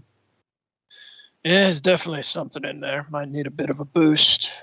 okay. But So here's what we'll do. I'll lay on my back and kind of you stand up there, and I just kind of basically let you stand on my hands. I just bench press you up as best as I can. Yeah, we'll see. Use your feet. Yeah. Try to brace myself and Fair. roll up like every kid stepped in the doorway. The walk, right? Old man body does not fail him. Mm-hmm. Kicking and scrambling and using a wizard-shaped stepping stool as a little bit of help. Mm-hmm. You ascend into a very small room. Mm-hmm. I shall read the description. Braced by your companion, you ascend through the chimney into a small vaulted chamber. A skeleton, garbed in crumbling hides and a rusty ring mail, sits atop a throne of stone. A long wolf spear lays atop hide on the skeleton's lap, a glimmering faintly in the darkness. and a polished drinking horn hangs from the throne's stone arm. I think this might be the actual tomb up here. Wasn't there also there's a shield, you dead said? body up here. There was a In the- shield on on the the pillar, pillar. yeah. Gotcha. So, Are you able to help me up? hey, To yeah, I'll try. Join you? Lay down. Pull. Yep. Lots Strength of check. kicking and scraping, but I think the two of you working together, you can handle it. Meanwhile, in the other room, Tyke's just handing Samantha some ration. I think the apple would smoke this jerky. It's not bad. It's still really dry, but not bad. I've never really understood why so many people are picky over what kind of wood they use to do the smoke. I mean, you're just dehydrating the meat. Why, cherry versus apple? Can anybody really taste the difference? I mean, I can. I mean, look at how many things we've smoked in our time back in the Hidden Village. Do you really think you can't taste the difference between who grows which herb? So what Now, are the herb is the odds? difference. What are the odds of us disturbing this thing that it gets up and attacks? Moderate. But if you want to get on the opposite side of the room from it, I'll poke it. All right. All right. Deep breath and go over. Guess I'll pick up the spear first. All right. The spear laying across the lap. You reach out towards the bones. Rotting skeleton. Your hand wraps around the spear. It looks as new as the day it was first forged. You lift it up. Nothing happens. Tinkle of rocks in the distance Mm-hmm. as the tomb settles. Yep. Oh. Hasn't attacked yet.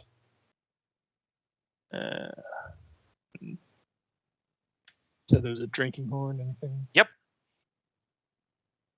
I guess we'll grab that next and bow to the corpse. Like, yeah, we need this to beat the wolf. Hope you won't miss it too much. All right. I'll give you guys a couple handouts. First up, Ulfanar's Wolf Spear.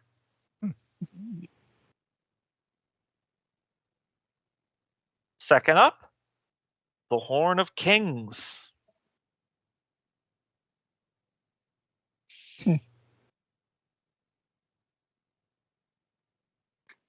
Oh, thank God. Something still. Yes. Bring it back. You know, I need a it's drink. thrice per month. Oof. God damn, that's stingy. It's because It's this world functions on the idea that if Yep. there was a magic liquid that cured internal hemorrhaging, that'd be fucking mental. Like, you ever guys ever Yeah. really stop to think about how amazing the idea of a healing potion is? yeah, Mhm. right. It's like they're as common as band-aids in Galorian, and you can just take one sip and stab wounds disappear. That's Yeah. nuts. I mean, even has a chance to potentially bring somebody back from death. Yeah. Like, Wow, that's is better than any medical Yeah. science we have in real life. yeah. Mhm. That's a find. Jesus. Mhm. All right, Yeah, let's right. give Tyke a drink. Let's try and get Yes. these back out. Don't forget that shield. Yeah. Maybe it's Yeah, good do too. it. Do it. That Yeah, do ring you nail. want to just still get this? Oh yeah. Let's get these just- out and check yeah. on The that. ring mail on the skeleton is clearly rusted and broken. Okay. Ah, Anything else of interest in the room beyond the skeleton? Just the skeleton, the spear, and the horn. Okay. Any what about sort the of shield? like, I guess what I'm asking is this chamber have a connection to the chamber on the other side here? No. No. Okay. Now, there's a spear and a shield on this pillar thing. Yeah. Mm-hmm. We're in a different room right Yeah. now. Yeah, different. Yeah. So I was asking if in this room, like, because it's up in parallel, so I wasn't sure if they're like something it connected. So No. no. Okay. All right. Well, it might be a bit tricky getting this thing down this incline. Oh God! Don't think about physics. You'll Yeah. able to do it. It is like is like a 5-foot chute in diameter, Yeah. so you can angle it and then get it Yeah. down there. And once it's in the chute, you can just lay it flat and straight and slide it along the floor without any issue. Yeah. Oh, we yeah. got it. That's the easy part. Getting around those bins. Yeah. You'll do it. It's Yeah. 5 feet wide. You got lots Yeah. of wiggle room. Pivot. It's dirt, right? So they could, It's stone. Yeah. So Oh. Nelly will bring the spear back and kind of hand it off to them. Say, we got this one. Going back for the other spear and shield. We will be back. Mm-hmm. Also, bring him the horn too. So. Mhm. Yeah. Tyke, I'm not sure, but I have a feeling you should drink out of that horn right now. Chug. Yeah. This isn't 5th edition. Attunement is not a thing. So Yeah. I heal for 6. which in this system is fucking math. Yeah. Also, I like it. It's a D12 per level, so it actually scales as your character gains levels. Nice. That is cool. Mm-hmm. So, because after you finish this module, you guys will be at level 2, so then it would be 2d12. So, Wait, oh shit. So, should we go back to Eatonton and bring him back alive? No. I feel. I mean, We could, but I don't think. I mean, I would think save that if Bartan gets mauled before you get out of here. Yeah. I didn't even get his name right. His name's Iton. I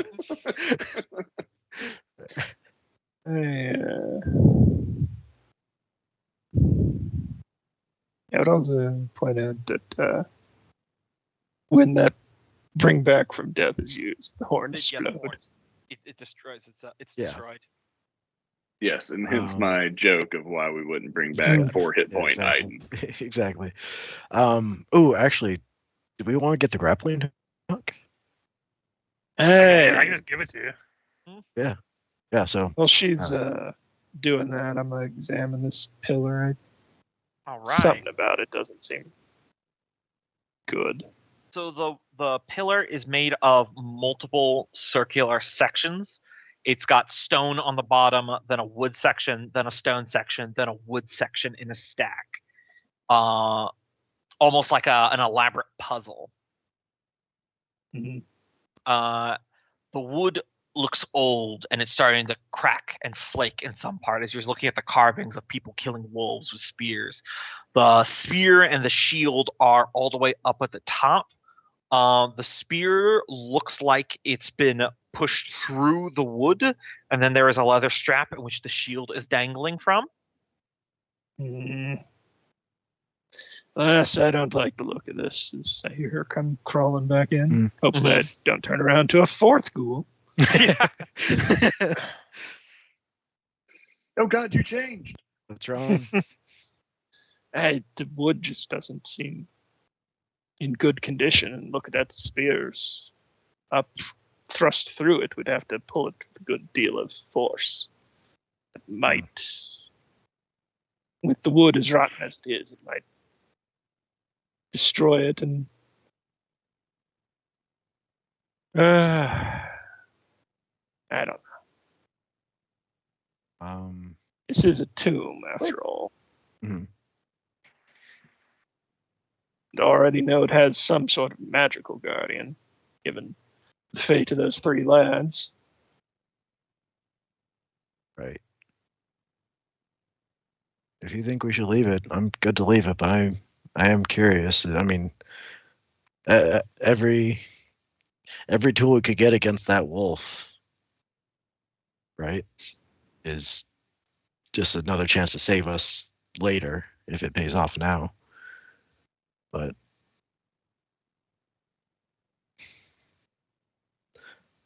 I mean, I what if, does it look like, so they're, what's connecting the wood to the stone? sections? They are physically stacked on top of each other. Okay. So, what if we use a grappling hook to try to hook it around the spear and try to probably even from the tunnel here, then use that to try to just knock off that very top one. So the rest of the column doesn't jostle as much. It's like just removing the top block from a tower. It's easier than trying to remove a middle block, right? It's just I'm concerned that that's not the top part. That it is low. Oh, is it? It is flush with the ceiling at the top. Oh. Okay, so it is a proper column. Mhm. Okay. We've I seen one understand. physical trap and 2 altars that weren't trapped. I feel like this would be a second trap for Okay. people who dodged the first one. Okay. Found If the this is actual just tomb back there, hidden. I don't know. Something about it just doesn't seem right. all right, well, I'm good to leave it be then. If you feel that this is a ruse designed to kill anybody that's looking for a treasure, then yeah, no, I agree. I could understand that. All right. Just the condition of the wood makes me think it'll collapse if it is load bearing. It's Right. I don't know. All right. Well, I'm good to just leave it be. If you feel like this is something that could, I don't know, it could, off my intelligence, would I have an indication that, like, this is a sort of, if this column goes, the entire cairn goes? You don't have a masonry career or a dwarf race, so just give me a flat intelligence check. Yeah, I'd say examine the ceiling to see if it even. Yeah. It's been slabs all around. So. It looks like the wood sections are slowly being crushed and are bending outwards like a barrel with weight Mhm. put on top. Mhm. And as the slow decay of time, it's starting to splinter and break. It's pretty delicate. If you could hook something on it, you'd have no issue pulling the spear out, but that wood section will go, and then the weight of the next section will come down. And Jenga. Mhm. Okay. So and so this column is basically supporting the cairn to some degree. Yeah. So yeah. You passed the All right. DC 15. All At right. least the roof of this room. Yeah. It Okay. just did not feel right. No, that's fair. That's a good call. Okay. Let's head out. All right. It's an easy crawl back to Mhm. the room with the big door. Where's the other shield and the spear? In a If you place want that- to try, yeah, I think it's a trap, though. Yeah, it seems like something's designed to cause everything to fall and collapse. So, That makes sense. We're pretty did we find wise to anything figure about this that out. door? Because we just came here for the shield and the spear, right? The weapons of the cairn. Mhm. Yeah. Yeah, they were supposed to be helpful against the beast and given the decorations of the place. Mm. Pointing to the door. Didn't it have snake crushing a wolf? Yep. Just above it. Probably should. I think I'm the only one with a strength bonus, so I probably should wield that spear and just Mhm. have that in addition to my axe. Mhm. Because it looks like its whole thing is reducing the target's AC by my strength Yeah. bonus. Mhm. Yep. That would Sure. reduce its AC by 2 if I use it. So Yeah, I'm Also, fine with that. Yeah. You can pin it with a contested strength, and since you're the only one with bonus. strength. I wouldn't be opposed to using the shield during the fight.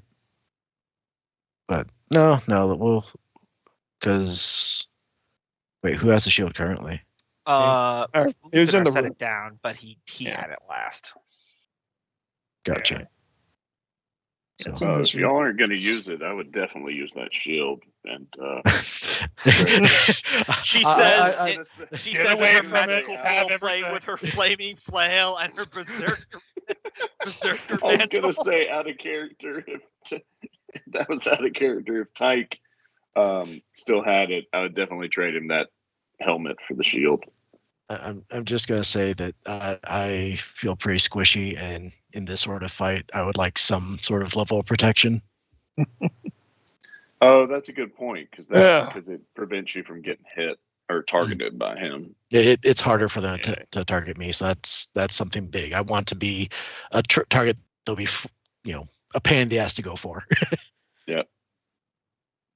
Oh yeah, Aiden had a sling, didn't he? Item? Someone else take Yes. that? Oh, I'll take the sling.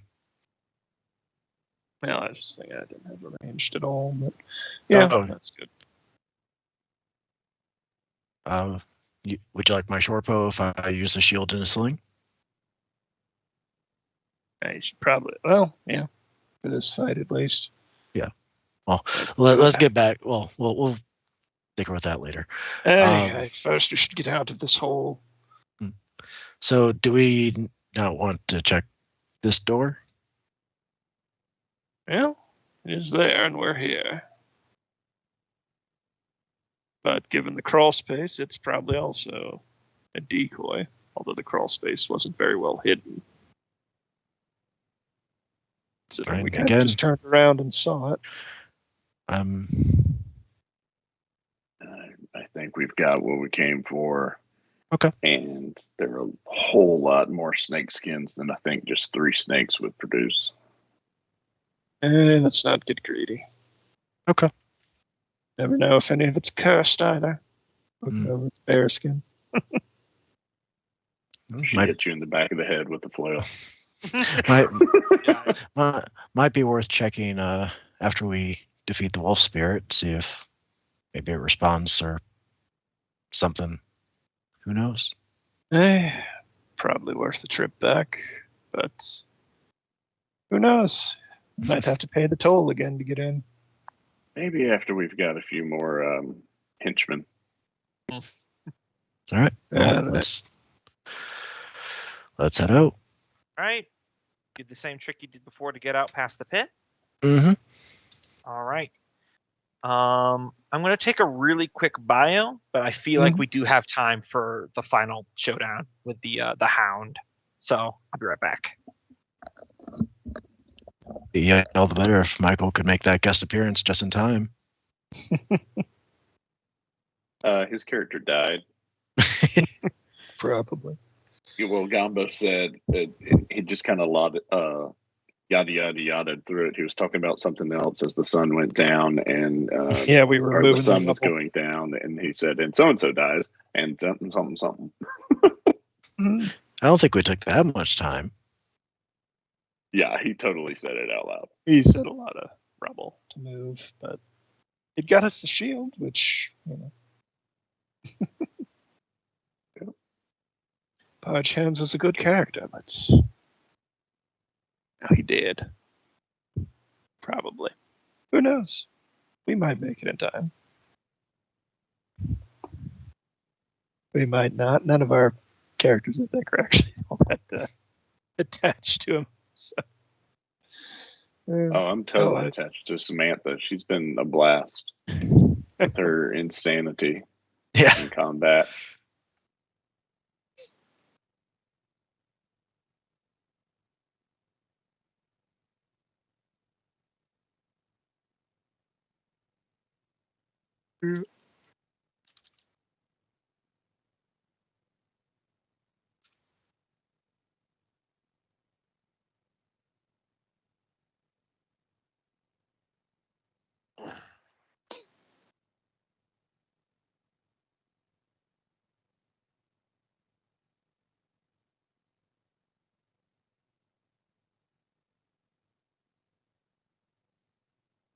Yeah, unfortunately, I'm at my magic missile is at a bit of disadvantage at night because I get that boost during the day, but when the wolf comes out, that's when my I go from a D24 to a D16.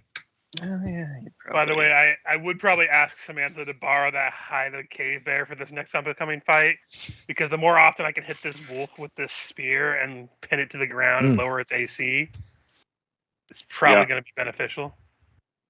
Yep. And I can just give it back to you afterwards. Yep. And she wouldn't want to switch off of her flail. You've got a better chance to hit with that spear than she does. Also, it really only works for me because it's all based on strength score. Strength, yeah. And I think I'm the only one that actually has a modifier. Yeah. Yep.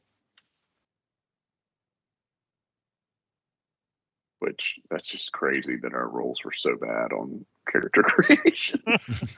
I had one good character who had and they ate 3 or 4 fantastic stats, and he got squashed.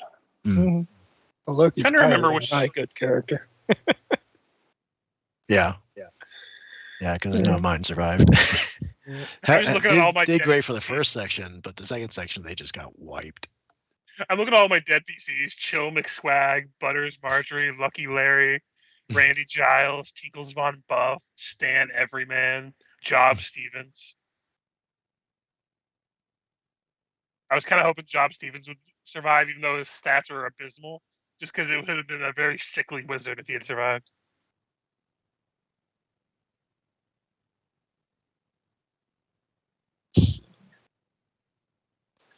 Well, I've got 4 dead. So I guess I got one of the replacements. Benjamin wouldn't have been too bad. He had 13 strength, but I think he was one of the first to die.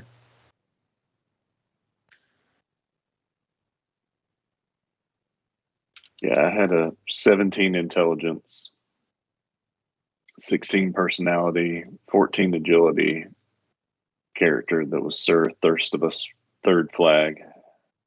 I wanted him to make it through so I could do a wizard, but he unfortunately that woodcutter background didn't give him the knowledge he needed to not go in the front. I'm back. Come back. Who's going in the front? Sir Thirstivus, 3rd flag. Oh. Tyke's borrowing the hide of the cave bear for this upcoming fight against the wolf, by the way. Gotcha. Yes. All right. We want to maximize hits. Emerging from the tomb, the slight golden hour is approaching. You are maybe 2-3 hours from true sunset, when the sun dips below horizon, and then you know the hound will appear. So you've got 2 options here. If you look at that map, you can haul ass to get across the river, to get to the Standing Stones, where you know that Barchance is presumably still tied down.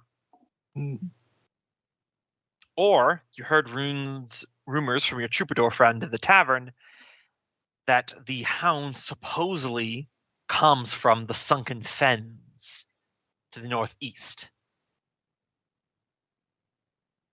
Well, we know where it's going to be, and we know where it's going.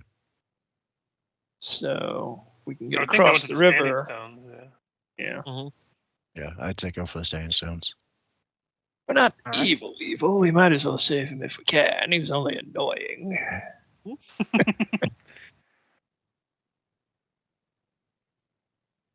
And plus, he's worshiping some kind of demon. It might curse us if we just let him die.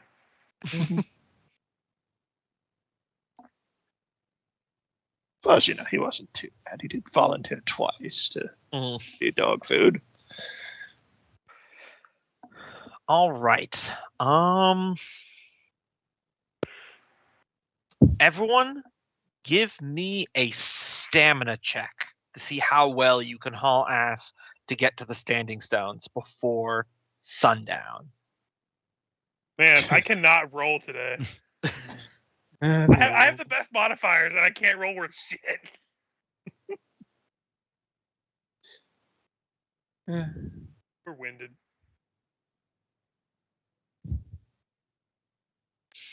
Okay. For the love of God. Let me quickly see something here. And he's dead.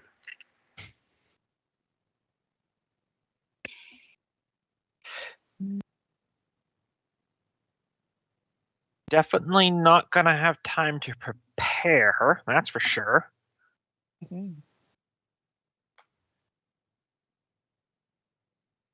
Okay. So, good news is, Barge Hand succeeded the luck check, so he is not killed. He's a wizard. He could put out damage if he wanted to, but Michael's character does have 3 hit points and an AC of 10. So it wouldn't end Keep him down. super well. All right, let me get settled up for this here. Turn out the dungeon music. You guys find yourself rushing across the river, rushing across the field. You're huffing and puffing. You have to do it a light jog to walking where you can. You still have a fight ahead of you. You feel like you're racing against the sun as the shadows grow longer and darkness begins to descend. You arrive at the standing stones right as the sun is dipping below the horizon. Barnabas still lashed to the stone by hemp rope. I can only assume humming some sort of sea shanty or whatever. He's a very. I'm sorry I missed Michael's character. This sounds fantastic. Well, he made a deal with a demon lord of storms and the waste, thinking it was an ocean thing, but it's actually a desert thing.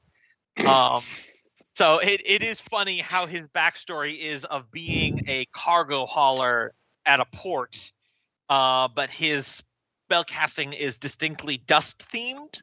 That gets progressively drier.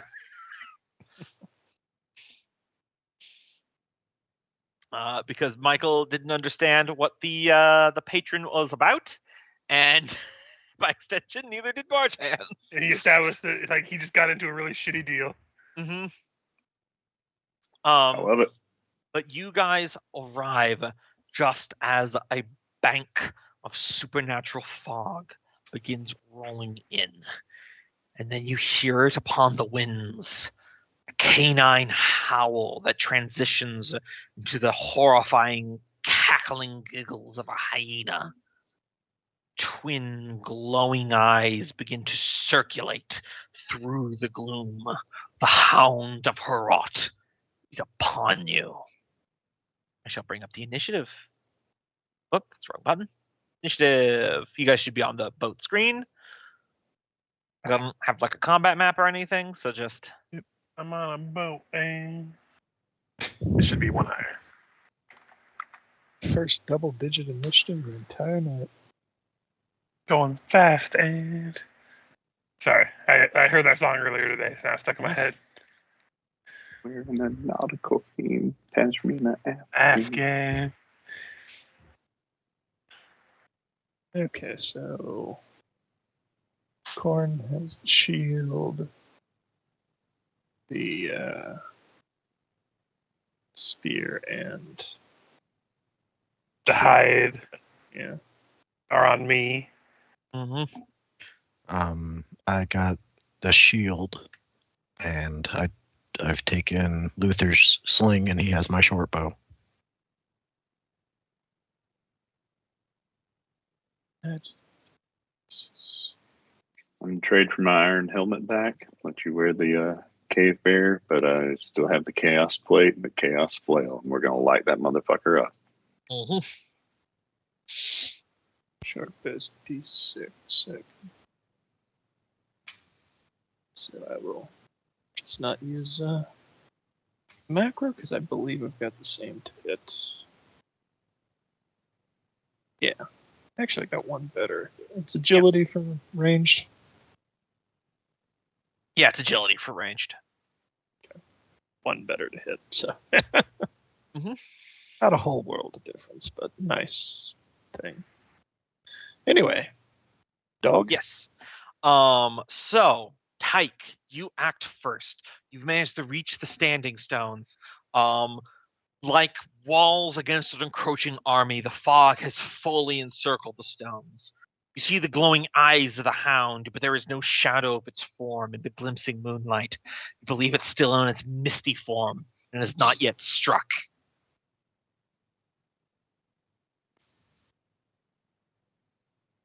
Are you muted, Richard? No, I was just trying to think. Mhm. Because it says in the spear thing that it prevents them from assuming a gaseous form or teleporting. Yeah. If you pin But them it's already with in during it. the round. Can't hit So the I'm- fog. Yeah, I might as well try.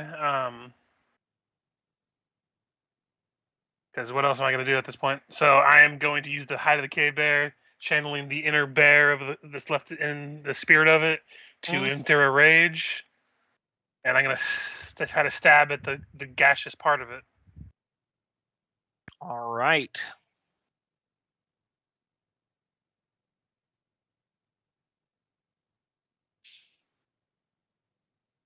Did you get the +2 in there? It's everything. Yep. And you got to roll rounds. For how many? Oh yeah. 1d5 plus the 1. Hmm.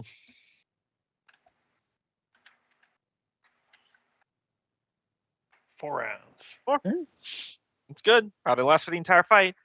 You stab up through the fog, but unfortunately, perhaps due to the magic of its misty form or just simple concealment, you are not able to land a blow on the hound.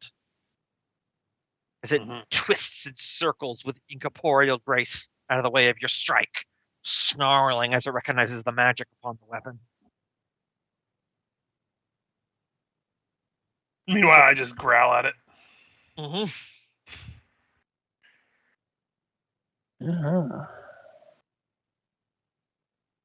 Yeah, not a whole lot to be done until it congeals.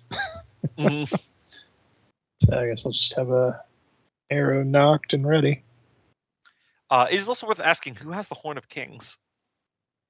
Tyke had it last when he took a drink from it. Yeah.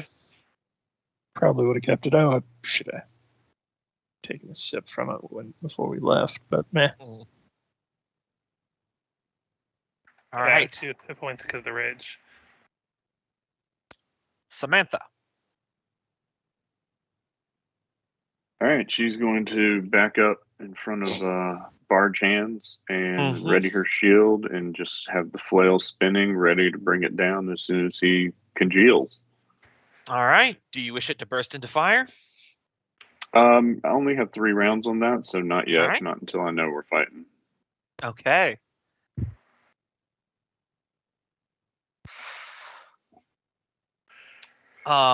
Like a horrifying bird of prey, the glowing eyes of the hound rushes forward, bursting from the spog and rapidly forming to its corporeal form. It's going to fly past Tyke, making a claw attack with its front one, and it's going to keep going. So I'm going to make 1 claw attack against Tyke, and then you will get an AOO as it's going to rush towards the center of the group. Gotcha. Because it has multiple attacks. So this will be against Tyke. 14. Let me see. My AC is normally 16, but it's 2 lower, so it just hits. All Because right. I'm raging, so it has a chance to hit me. 1 point of damage. It's not bad. And I get to make an AOO on it. Yes. Oof. Ooh, shit. Going for the pin, That's right? that's a Just good a hit. successful hit. On a successful hit, I can use the crossbars mounted below the spear to pin the creature, and its AC is reduced by 2 while it's pinned. All and right. on my next turn, I can sacrifice my action to maintain the pin. Is there a roll to see if it pins, or is it just automatic? It just says it pins Unsuccessful On a hit. successful hit. on a successful hit, You'll use Shit. crossbars mounted to pin a creature. Mhm. and it's opposed strength checks on a sacrifice an action. But since I think it's attacked already, I don't think it can do it on its turn. Right. So it zips past you. Its claw rakes your arm, but you move with its momentum. You swing the spear around and you catch it in the brace of its shoulder and you slam it into the ground. You just have to shift your weight, put your foot on the crossbar, and weigh it down. The hound slams into the ground. It huffs, it snarls. You see the edges of its form start to dissolve in the mist before, like reversing the film, it sucks back into its body. Its eyes glaring up at you. It can't move its head around to bite you from this angle, but its claw will lash out with its second attack. I mean, as it should. That'll 13 miss. rakes against your chainmail. It can't quite get a good angle from this. Stuck. Cornelia. I think I'm going to cast Enlarge on Tyke. All right. I'll take Nice. 2 spell burn to my stamina Mm-hmm. as I basically just claw the back of my arm and draw from the rivulets of blood there, the additional power. That's how you do it. Getting Um, into it now. Yeah. So that would be. I love an example they gave in the book when they were explaining Spellburn is Okay. yanking out a tooth. Jesus. Uh, You're 22 going to do that 20-something times. Mhm. Doubles in size? I thought it was triple in size. Uh, That's success. higher. Tiered That was successes. last time. Yeah. Gotcha. +4 to attack, damage, and AC. Mm-hmm. We did rule that applied the strength to move the rock, so maybe for and you Yeah, also and it have says 10 due to greater temporary size and points. strength. Mm-hmm. So I'm a big, angry dude right now Mm-hmm. Mm-hmm. with 20 hit points. All right. Yeah, I think, and that'll just kind of keep some distance and just keep keep actually what sort of action is it to put on the shield? That would definitely be like your entire turn, so you need to strap Okay. it on. You Okay, cast a okay. spell, that's definitely That's fair. No, I get it. Wouldn't It's all you good. have been wearing the shield coming into this fight? No, I wanted to make sure my hands were free for spell casting, just because I didn't want to take a penalty. I would say if you had it like on your back or something, if the hound charged you, I would let you use its will save bonus ability, just not the AC. Okay, I mean that's kind of what I was hoping for, anyways. All right, that works for me. Then that'll be my turn. All right. Tyke, you need to spend your action to pin this fucker. Yep, to maintain it. So they have to roll their strength bonus, and I have to roll mine, which is boosted by being enlarged, you said? Yep, +4. So you roll yours first. Yep, I'm just making sure. I was making sure the rage didn't add to my strength. It just adds to attack and damage. Yeah. So that'll be a 19. All right, 19. It meets. So where does this go? How I want to adjudicate this. honestly, I'd go with a second roll since it tied myself. Yeah, that's a good idea. Second roll off. Okay. Watch it tie again. Nope. I have an that's 8. So, Still 8. possible. It could roll a 1. Nope. it's all right. First round. It is in that flicker of a moment where you appear and then you disappear and then appear for a larger size, in which the hound is able to get its legs up underneath it. And as you reappear and you drive your strength back down with your enlarged spear, it manages to roll to the side and get out from the attack. The hound does look severely wounded. And you know for a Narratively, fact that makes sense.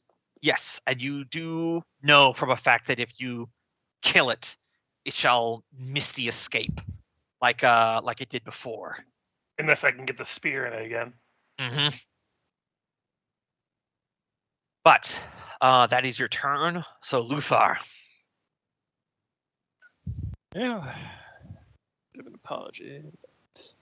Oh no. Nice. I know if we kill it, it escapes. Mhm. I Don't don't do want to it. shoot it this turn. Grab it with your arms. I'm tempted. Yeah, fuck it. Since it's getting out, I will give it a fucking full-on football tackle. Let's All go. right.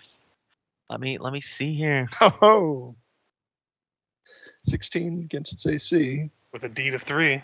Let me double check because they actually wrote the rules for this. How does deed work? I never. What was It that? adds to the damage, I believe, and it also, like, if it's a 3 or higher, it succeeds. And it's basically like when you're saying you're making your attack, and you're like, I'm gonna try to spear 2 targets with the same spear if they're in a line. Oh, okay. So Shred. so it's basically They give roll they give cool die. yeah.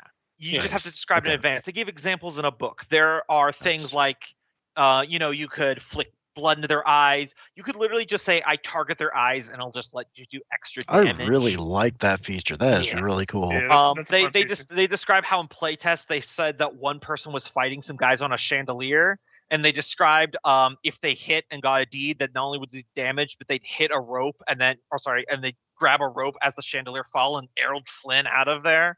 That's something you can do on a deed. It's really fun, and it makes warriors feel like combat, like they're the fighty guy. They headbutt the baddies. I like that. They are definitely my favorite class in DCC. All right, so 16 does hit. So we are going to do an opposed strength. I also realized from looking at the thing here that the Hound is supposed to have a +4 to strength, not a +3. But hey, the results of the last check would have been the same anyway. Yep. So Probably not going to be able to hold him, but hey. give it a shot. Go. Finally paying Seven- out. Hey. 17. Oh, Hey. hey. All right, Fine. it I've comes- just it comes barely down got to a hold of this. the pit bull. What is your strength bonus? -1. -1. Hold on, let me check something here. If this works how I think it works, it might be really super fucking cool. Might be really super fucking cool, huh? Well, I'm trying to figure out what unarmed attack damage is. Mhm. It doesn't say in weapons. Yeah, I was just about to check that. Yeah. But like by default, I would say like your flat strength bonus, but let me see.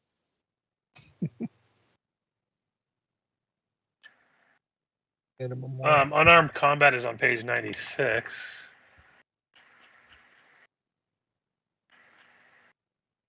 At least that's what it says on the index. So. All right. Are you trying to do grappling? Because there's a grappling section. No, this is. Oh, here we go. 1d. Okay, so this is what it comes down to. 1d3 minus your with your strength bonus. I will let you know flat out that if you roll a 2 or higher, something's good's gonna happen. Hey, 2. All right. The Hound escapes the spear. The spear embeds deep into the soft, moist dirt. Luthar, you cast your bow aside. You rush in. You get up under the Hound. You wrap your arms around it. How do you kill it with your bare hands like Beowulf from the myth? German suplex. Shit, yeah, let's do that. if we can't hit it with the spear, hit it with the spear. Hit the spear with it. As it presumably tries to push back against me, just Mhm. use its momentum into a fucking suplex and drop it on Yep. its skull. And then You feel its spine and its skull give way as you lift it up and you bring weight down. Crunch of limbs. A distinctly canine yelp gives into a disturbingly humanoid howl of pain as bone and blood break. And it's dead. The dead body of the Hound of Herat, slain not by magic of legend or by mythic deeds of forgotten kings, but by the bare hands of a retired warrior on one more adventure.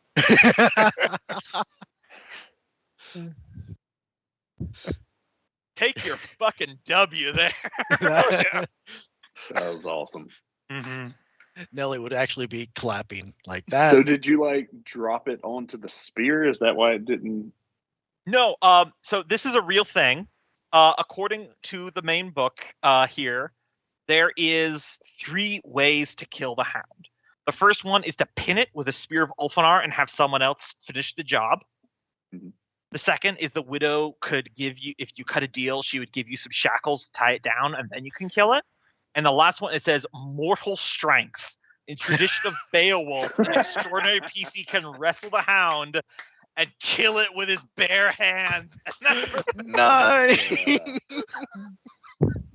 There Old man you throws go. down his sword and's like, I got this. Oh man, just that impulsive. Now I'm just gonna pin it. I love it. Yeah. That is so cool.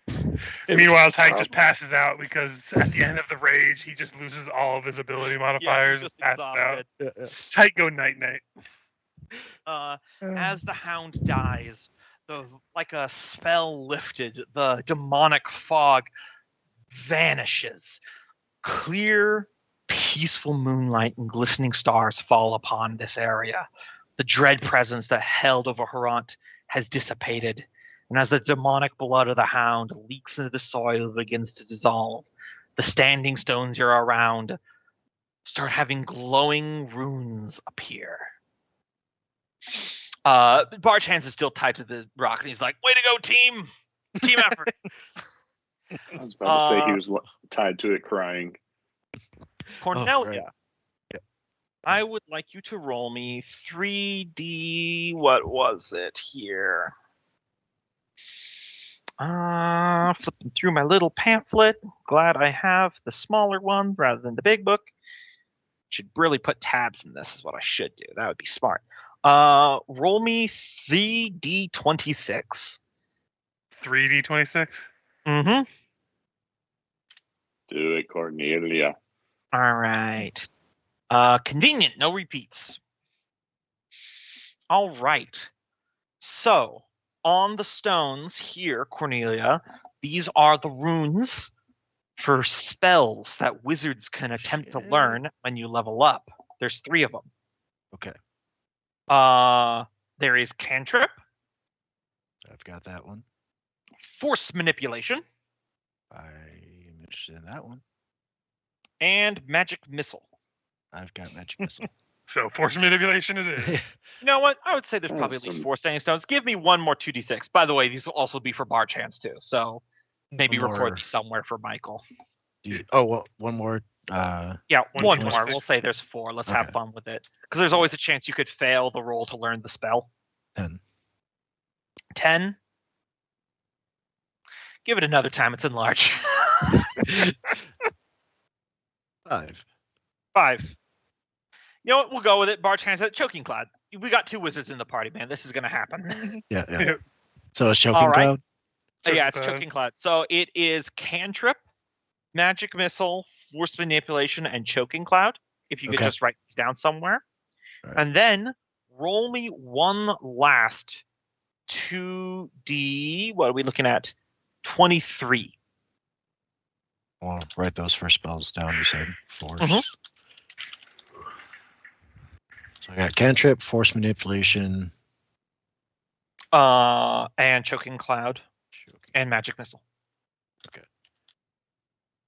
Because Barge Hands could learn one of these. All right. Okay. And what was the thing you said to do? 1D23. 1d23. All right, there is a 5th and final spell engraved upon these standing stones that you unlocked via slaying of the demon here. A level 2 spell called Invisible Companion. Ooh. Now, we'll get into this when you level to level 2, but you won't be able to cast level 2 spells till you're level 3. However, according to the rules, you can attempt to learn a spell before you're capable of casting it. Mhm. Because when you try to learn a spell, you have to do a casting roll to see if you can learn it. And if you fail the roll, then you can't try again until the next time you level up. So sometimes there is a tactic of trying to learn a higher level spell early, because if you botch it, whatever, you just go to one of the level 1 spells. Yeah. And You try it get again. an extra time to learn it. Yes, it's Okay. always an option. Okay. Yeah, for sure. Okay. So yeah, invisible companion. Okay. Had to sprinkle in those somewhere. So that mean we're all level 2 now? Yes. But to close out this story, you return to the village of Herat, the mutilated corpse of the hound dragged behind you, throwing it into the center of the square to the gasps of all. The town is jubilant. The cursed times are finally behind them. Their cheers do so well to mask the scowls of the Jarl and his soothsayer, though they say nothing.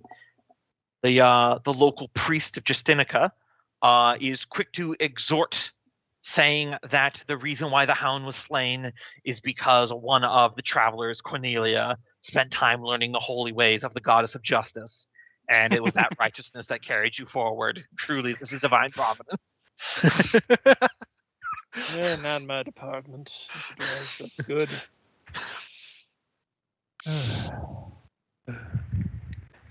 Well But done. you receive hearty backslaps and praise all around. You shall never have to pay for lodging nor food in Herat for the rest of your days. But the journey of our ragtag bunch of heroes is just beginning. For what adventures await them further to the lands of the Norsemen in this, the domain of the Savage Kings. End of module. Woo! That was fun. I like that. Yeah. And Barnabas never found his black orb. There was an actual item. I was kind of curious. I was looking at like titles of other races and stuff.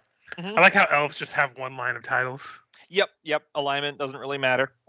So let's do the level up, because level up is really easy in this system. It's not complicated in the slightest. Alrighty. All right, so all of you playing warriors, Mhm. you roll your hit dice, which are d12 plus your stamina bonus, and then add that to your current hit points. Ooh, 10. Nice. Done, sir. So I'm at 22 max. Mm-hmm. Oh, womp womp. Yep.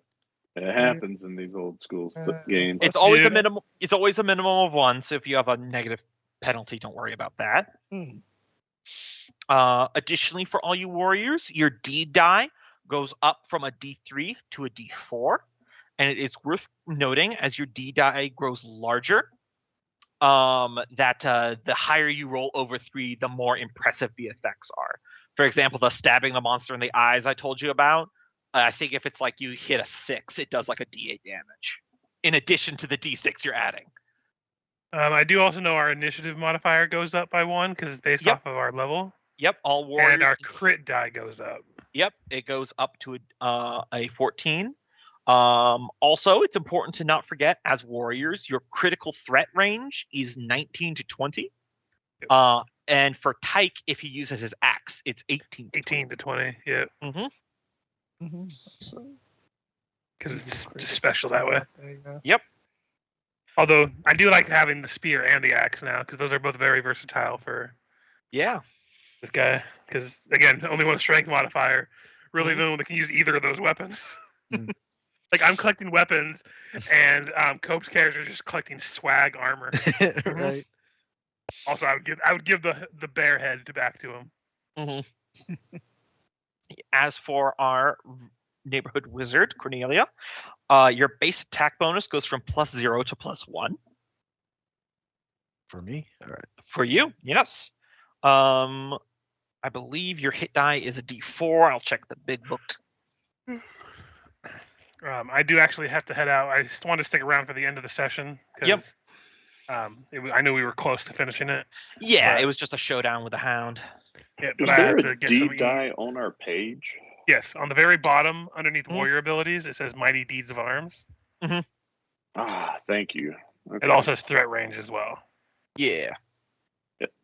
Yeah. So it's a 1d4 for you, Loki, 3. and then any stamina mod that you might have. But that increased my hit points by 50%. Anyway, you guys have a good night.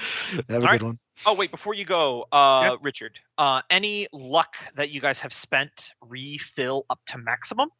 And if you have spent no luck, you still have maximum luck. Increase your base luck by 1. Hell Oh yeah. man, I shouldn't have used my luck earlier. It I need comes to and get my goes. luck up. I'm giving the plus additional higher luck for anyone who didn't, purely because Luthanar's epic kill at the end. Luthar's epic kill. Yeah. It's the old man too. That was Yeah. rad. Yeah. I was Okay, just good night, trying guys. to All right, have a good stall night. it for another turn. It was going to get its action if it didn't die, but Yes, because see, that's the thing that worked out, and that's why it mattered. Is because your D died. It had 4 hit points, so your D die was 3, and your unarmed attack damage was a D3 minus 1. So, so long as you didn't roll a 1 on the D3, you would have cleared it. And last thing for you leveling up there, Cornelia, you can see all these tables. I'm just helping you get through it. You can now know a 6th spell. So of those spells that I listed, you can pick one, and you will do a caster check. You can't use spell burn on this one, as if you're trying to cast it. If you beat it, that means you learn the spell. If you fail, you can't do it again to the next time you level up. So you can try for the level 2 spell if you want to bank that, or you can go for level 1. If you fail one, you can just go to a different spell. It's not like you only get 1 roll. It's just 1 roll per spell. Okay, so I could do both of. I could try to learn both of them. No, you can only successfully learn 1. So okay. So which one do I want to try with? Which one do you want to try first? And if you Right, fail, then you can go to the next one. Okay, give me a second. Let me read what each does. And if I remember correctly, you cannot use Spellburn on this because you're studying to learn the magic. You'll be like sitting at the Standing Stone for a couple days. Yeah. You can use luck, but you will start the next module with less luck because of doing that. Okay, yeah, I won't do that then.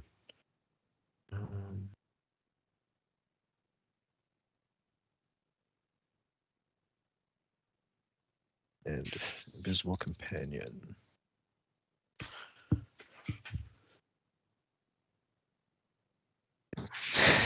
The old man suplexing the dog like Beowulf.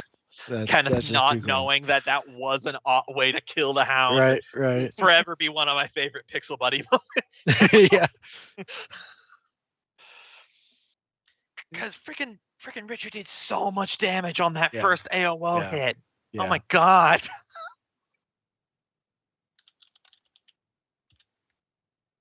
Yeah, after you said that apparently in the last session that y'all played this, they learned that if it goes to death, it mystifies automatically and will get away like a vampire. So I was like, well, shit, grappling it's not going to do anything. He can just go to mist and run away. Well, nope. Suplexing it to death actually kills it. Probably would have been something like I get its head in an arm bar and grab its torso if that hadn't been prompted. Somehow this chokes it out or snaps its neck or something. Suplex. It's more fun. Yeah, suplex the wolf. It's more fun. All right, I'm gonna try going for a force manipulation first. All right. So you're looking for a 12 or higher.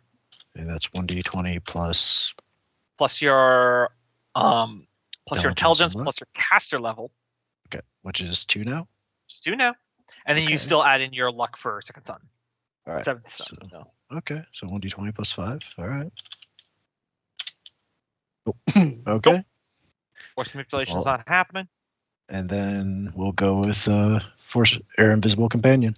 All right, so this is going to be a 14 because it's a level 2 spell. Yep. Okay. And then Stinking Cloud. Jesus. Well, that sucks. Well, here's 1, 2, 3.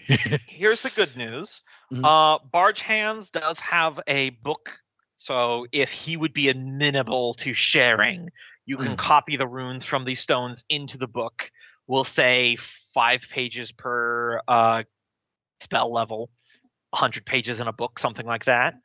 And then next time you level up, You cut out there. You said 5 pages per what? Spell level. Okay. And we'll say like 200 pages in a book or something like that. Mhm. So you can try again next time that you get a level up. And in the next module, you will be finding some more spells. I'm going to sprinkle them throughout. So you may not get any new toys yet, but once you find a new one somewhere, you can give it another go. But it's still like only 1 spell per level. Or wait, are you saying that this level I still have the ability to learn a spell? You still have the ability to learn. It's just those 3 spells that you tried, just no go until you level up. It's not like womp womp. You're now going to be a wizard who's 1 short 1 spell. Nope. Right. Okay. That's better. Okay, that's good to know. Okay. Because really, force manipulation was the only one of those. I'm like, okay, I like this one because it could be both offensive or defensive depending on the role. Yeah.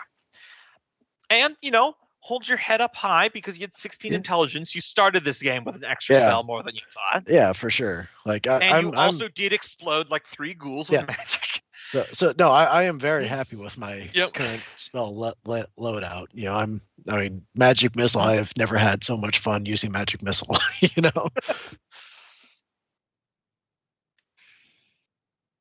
So yeah, good session, everyone. You will definitely have long enough between the modules so you can fully heal all health and attribute points. Because I would imagine you will enjoy the hospitality of Herat until you're fully recovered, and every full day you spend in rest, you heal 2 of each, and you'll be fighting fit before you know it. Right.